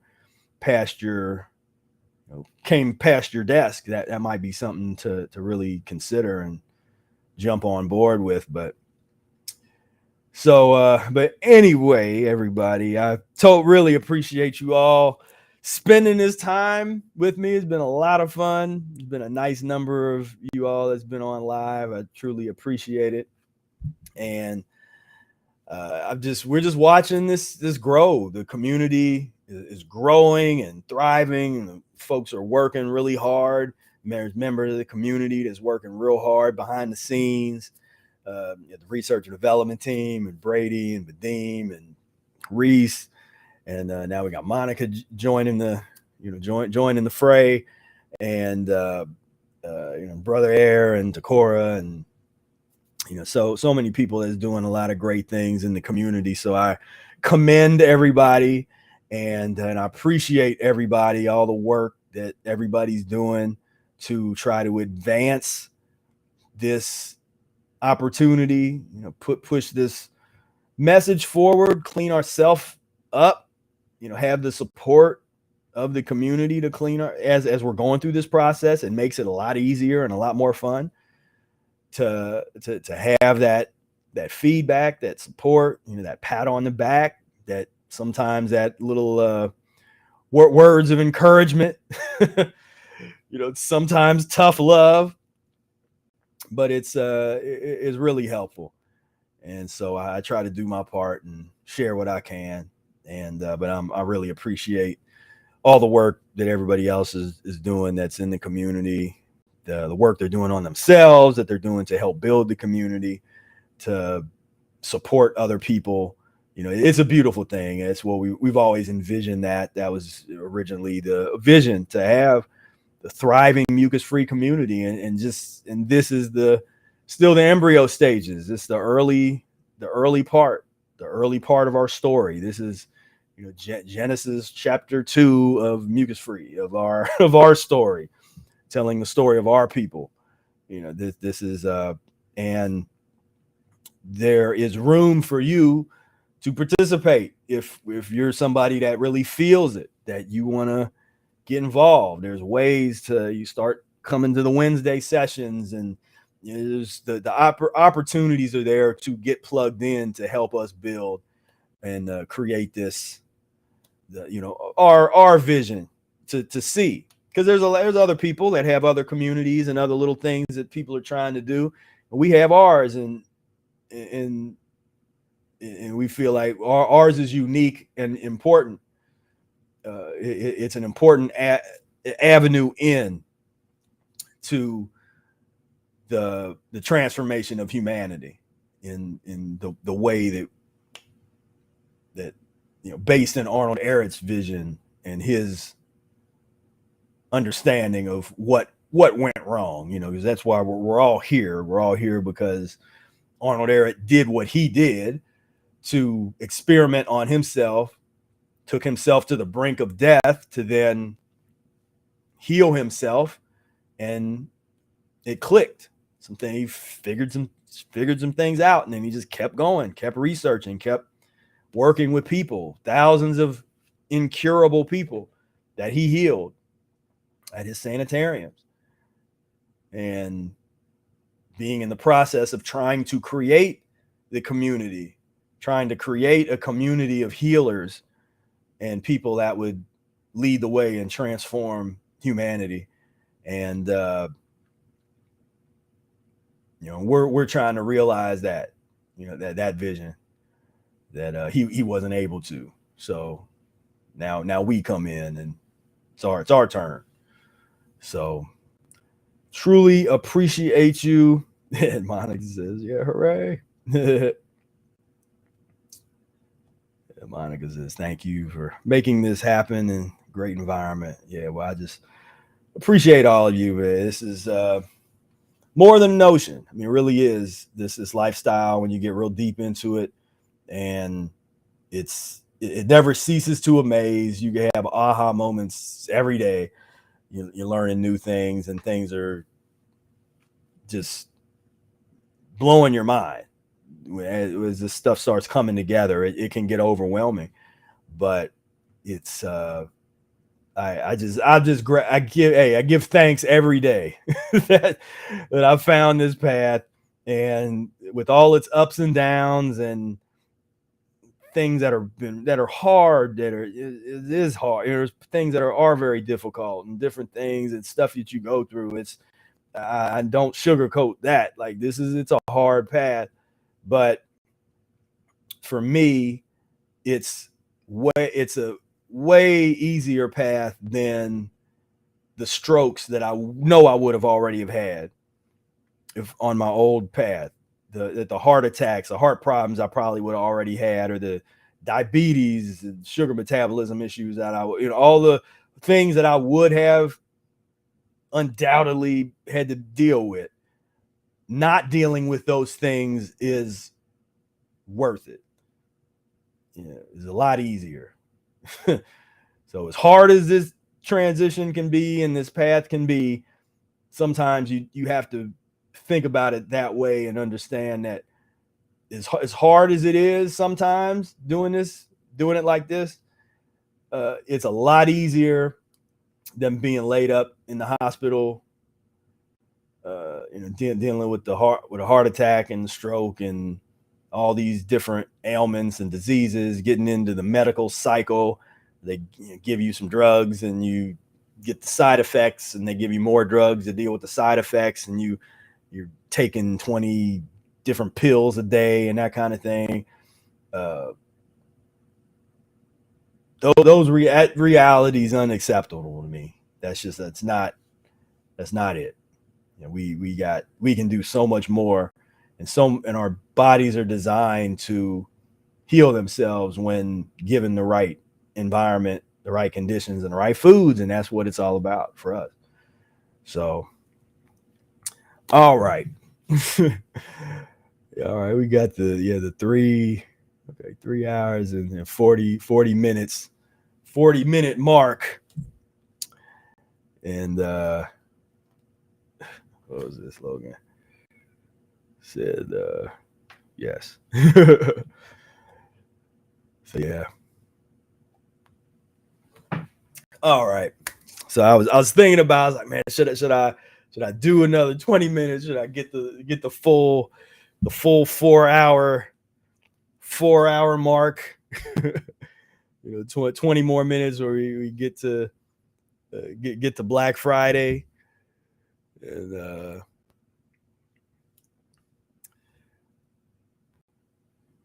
yeah, this whole we talk about the zombie, the zombieism and this kind of thing, like what does that really mean? You break down, like, what is it to be a zombie, to not really to have no control. You don't have control over your environment, over your thoughts, over your feelings. Like, you have zero control in the zombie state. You are at the mercy of anything more powerful than you that's outside of yourself. And we want to get away from that. We want to not at all costs. We don't want to live the zombie lifestyle. And like what we were looking at before, all that's what that represents to a lot of us in the community. When you see the Black Friday trampling and the wars, the different, just so much bloodshed and pain and suffering. And again, what's the foundation of it? Trace it back to what everybody's eating, and you will have your answer. That is the answer. That is the correct answer. And as much as people want to try to ignore it and try to resist it because they don't like that answer, they really don't. They really don't like that answer. They don't like to know that they aren't supposed to be eating what they're eating, and that what they're eating has that kind of control and power over their life. They don't want to know that. They want to have somebody tell them, keto, that just eat this, and it's not about longevity. There's longevity, it's like, no, just eat this. You'll lose weight. You'll that'll be better. But no, it's zombieism. But clean yourself out, get into your fasting, get into your enemas, and amen. Carolyn says ignorance is not bliss. I totally agree. Totally agree. Because that's one of the things we see people go through, just breakdowns, having emotional breakdowns after getting good news. This is good news. The cure for human illness, isn't that good news?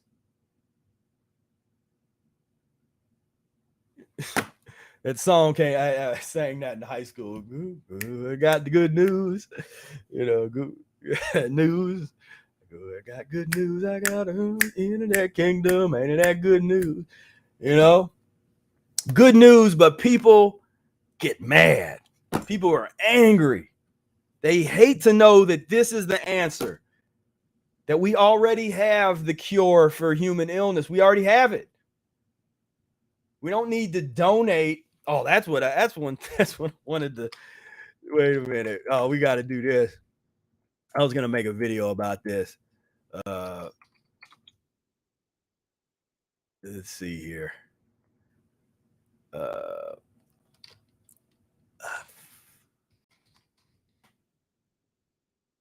Oh, why is it not coming up? Let me see here.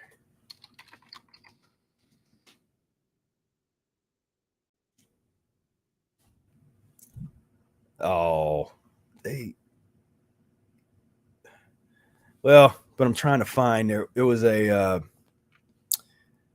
Dunkin' Donuts. I'd seen a thing. I think it was Dunkin' Donuts, but they were promoting some kind of disease, or maybe was it breast cancer disease? Yeah, it was cancer, not it's like heart disease. Yeah, look at this. And this is the kind of insanity, the kind of tragedy that is simultaneously sad and funny and ridiculous. Shine gold for kids battling cancer. Donate $2 to the Joy in Childhood Foundation and get a free Gold Joy donut.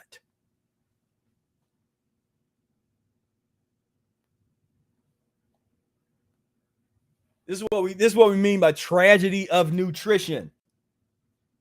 Take something that is cancer causing, disease forming, and try to raise money to battle said disease. What kind of sick reality? Like, that's horror movie stuff. That's something that would be in a horror movie. That's like horror movie, or that, 1984 dystopian. But when you get to see it from our perspective, now you are a protagonist in a dystopian story. You get to see it because there are people that are 100% blissfully ignorant of what we're exposing right here.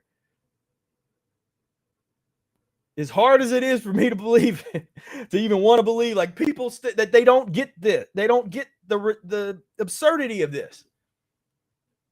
Shine gold for kids battling cancer with some donuts. The level of constipation that you got, and here's the goofiness. Let's get the goofiness going. Get some kind of weird outfits and mascots going as we raise all this money, because where is that money going? We're part of a long line of people that, like, because I can't say it here.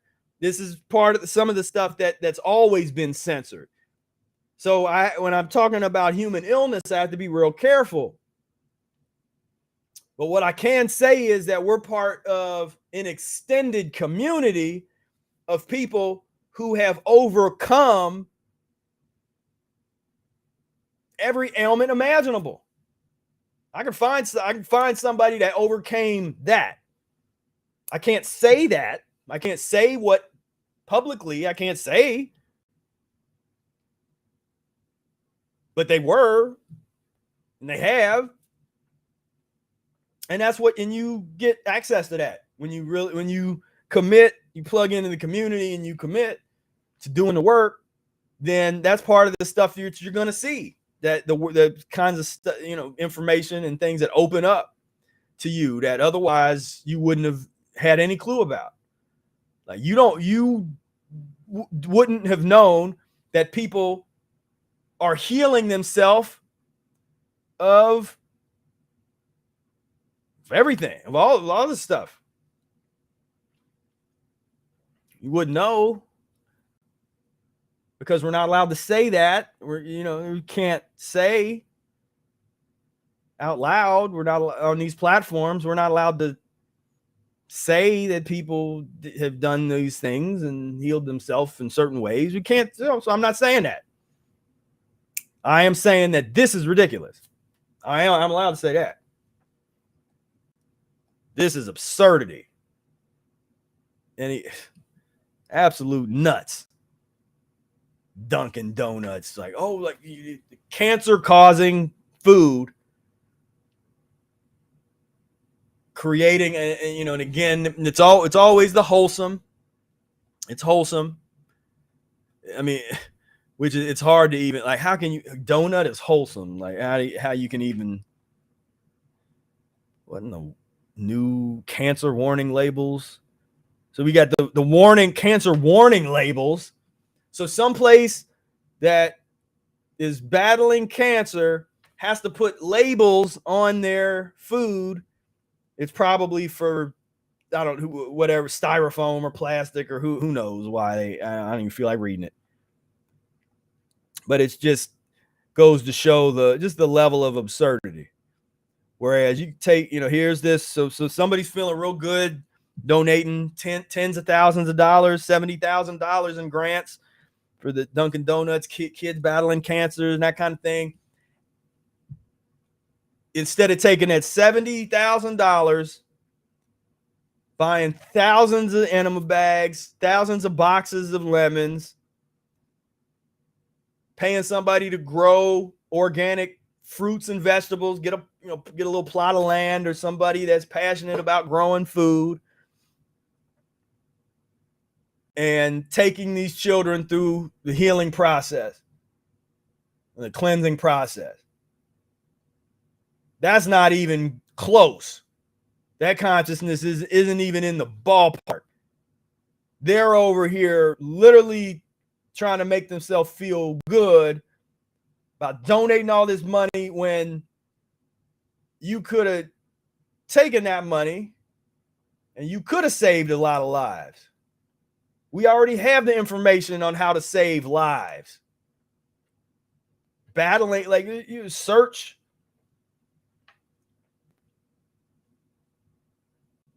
But it's so far. Yeah, I better, because I better stop even talking about it, because then I'll start talking about certain therapies that kill, where the survival rate of particular therapies are really bad, and it is rough.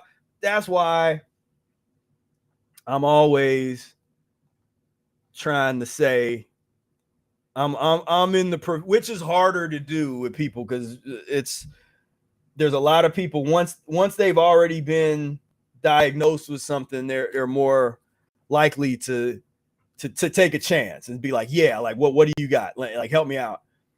I'm trying to reach people before that. Be preventative. It's very hard. Believe me, it's hard selling preventative health. It just is, because it's easy to sell once somebody already has an ailment, and then you're like, hey, but the preventative, but that's what I try to really get across, is that you can prevent all of this. Prevent the pain, prevent the suffering, because you don't have to, but you got to have a consciousness to know how ridiculous this thing is, this kind of stuff. And Adnan says, it's part of the great game of capitalism. They planned centuries ago. Alter food habits, sell diseases in form of food.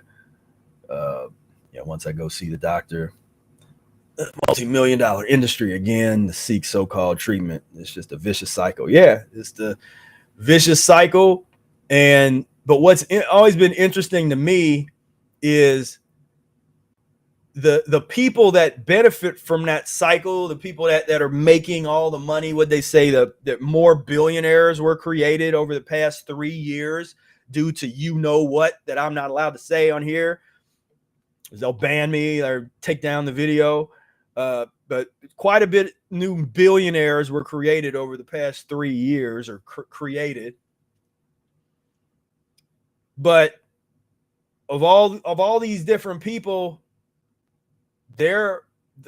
those people aren't healthy. It's like they die from the same heart attack, premature heart attack, strokes, cancers that all of the people that they prey upon die from.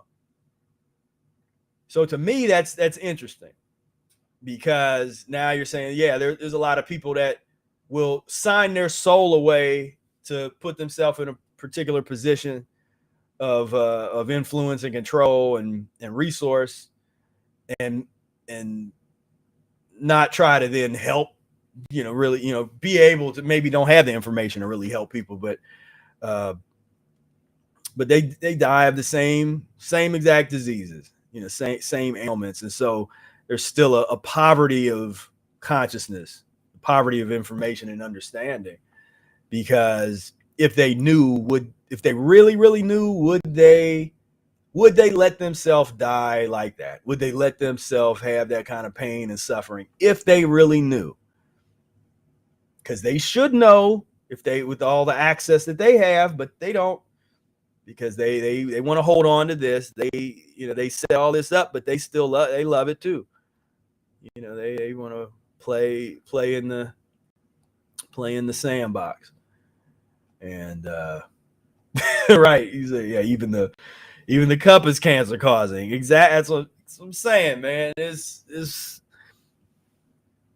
like people, when you take yourself out of this reality for a period of time, and then you look back at it in the way that people will look at us, and they're like, man, I can't believe that, like, those people really live like that. Like, that's how we look back at them. Like, people really live like this. That blows my mind. Like, I know I'm not naive, but there's a part of me that looks at this from a sort of like childlike wonderment, where I'm like, people really buy into this. Like, people really, really live like this. Like, people still go to Starbucks. Like, people are still going to Dunkin' Donuts. People still eat Domino's pizza. Like, that's wild. Can't believe people are still doing that. And of course, everybody's like, well, of course people are doing that. That's what they, but when you haven't done that for 20 something years, and if you've totally changed your timeline and your bloodline, and you're on a whole different frequency, there is this thing like, wow, people are still living like that.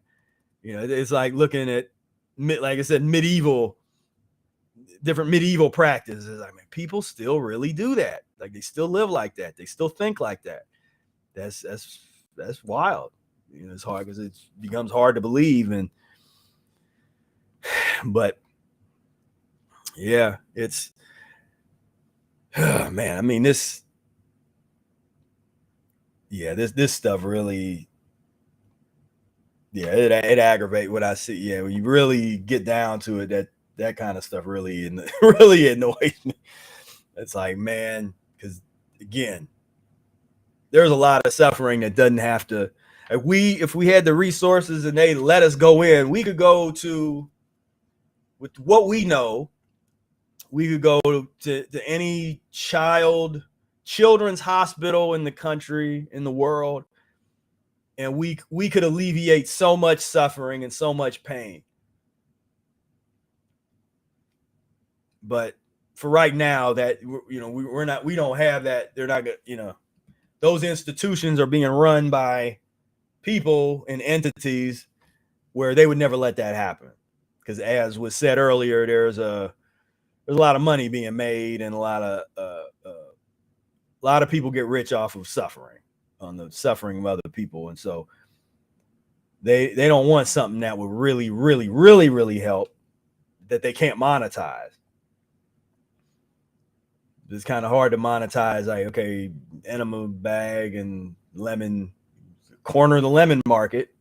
But no, it's a lot easier when you're charging people $50,000 per dose of certain medications, certain procedures that are tens of thousands, hundreds of thousands of dollars. That's, you make more money doing that. But yeah, no, I just really, it's rough. As we say, it's rough. All right, so I did my, we're almost at the 4 hour mark. I made it to 4 hours. And here we got this last comment here, part of the same mafia. Yeah, it's all about and you say like the same capitalism, but I would say it's not even, it's based in the pus and mucus. Like that's really, because it's not that capitalism to me, like, and that's, we open up a whole other discussion, but it's not that there's any particular economic system that is in itself evil. For me, they all could, under certain circumstance, could work, but they're all doomed to fail and be corrupted when pus and mucus is at the foundation, is involved. So yeah, capitalism is not gonna work, the pus and mucus. Socialism, it's not gonna work, the pus and mucus. Any of these structures, even the resource-based economy, probably the best out of all of them, it's not going to work as long as pus and mucus is a part of the equation. And so for me, that becomes a focus of overthrowing pus and mucusdom. You know, making that not be normal anymore. You know, this shouldn't be normal. Oh, I gotta share this. We got the face mask, people. The face mask. Like you had this toxic donut that is encapsulated with, you know, cancer-causing toxic wrappings, and we're gonna put on a face mask for what? Because you're already eating the thing that's cancer-causing. So what's that for?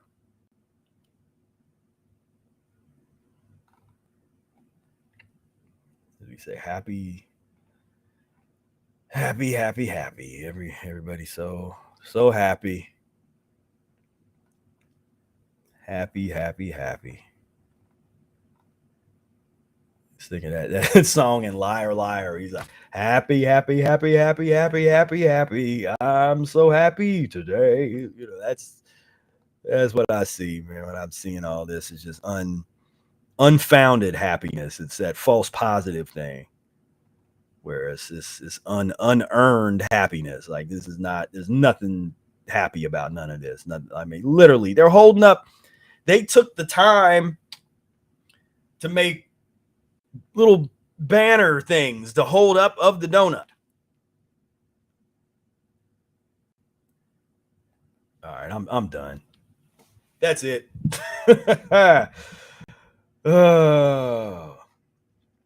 Again, I thank you all so much hanging in there with me. We got a nice little session in today. This is one of them fasting sessions where I just feel like I could keep going, you know, but I'm go on ahead and put a cap on it for this evening, and go get into my enema, my well-deserved. I'm looking forward to my lemon juice and distilled water enema to cap this evening off right before I get a few hours of sleep, and I'm back at it for tomorrow. But I do truly appreciate all of you for being here and tuning in and all the support over the years. And it's a beautiful thing. It's a beautiful thing to see the community growing and thriving, and people healing themselves and going through this process and really truly getting it clicking. Just people are starting to really get it. And so I just really, that excites me. Yeah, it makes me real happy to see that. So thank you all so much. Thank you for all the kind words, everybody. And until next time, peace, love, and breath.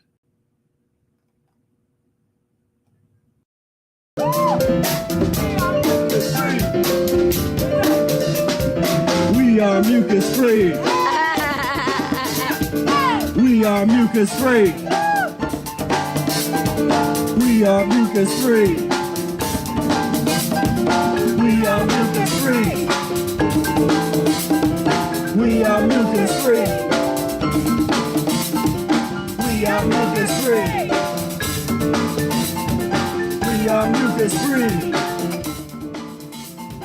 We are mucus-free.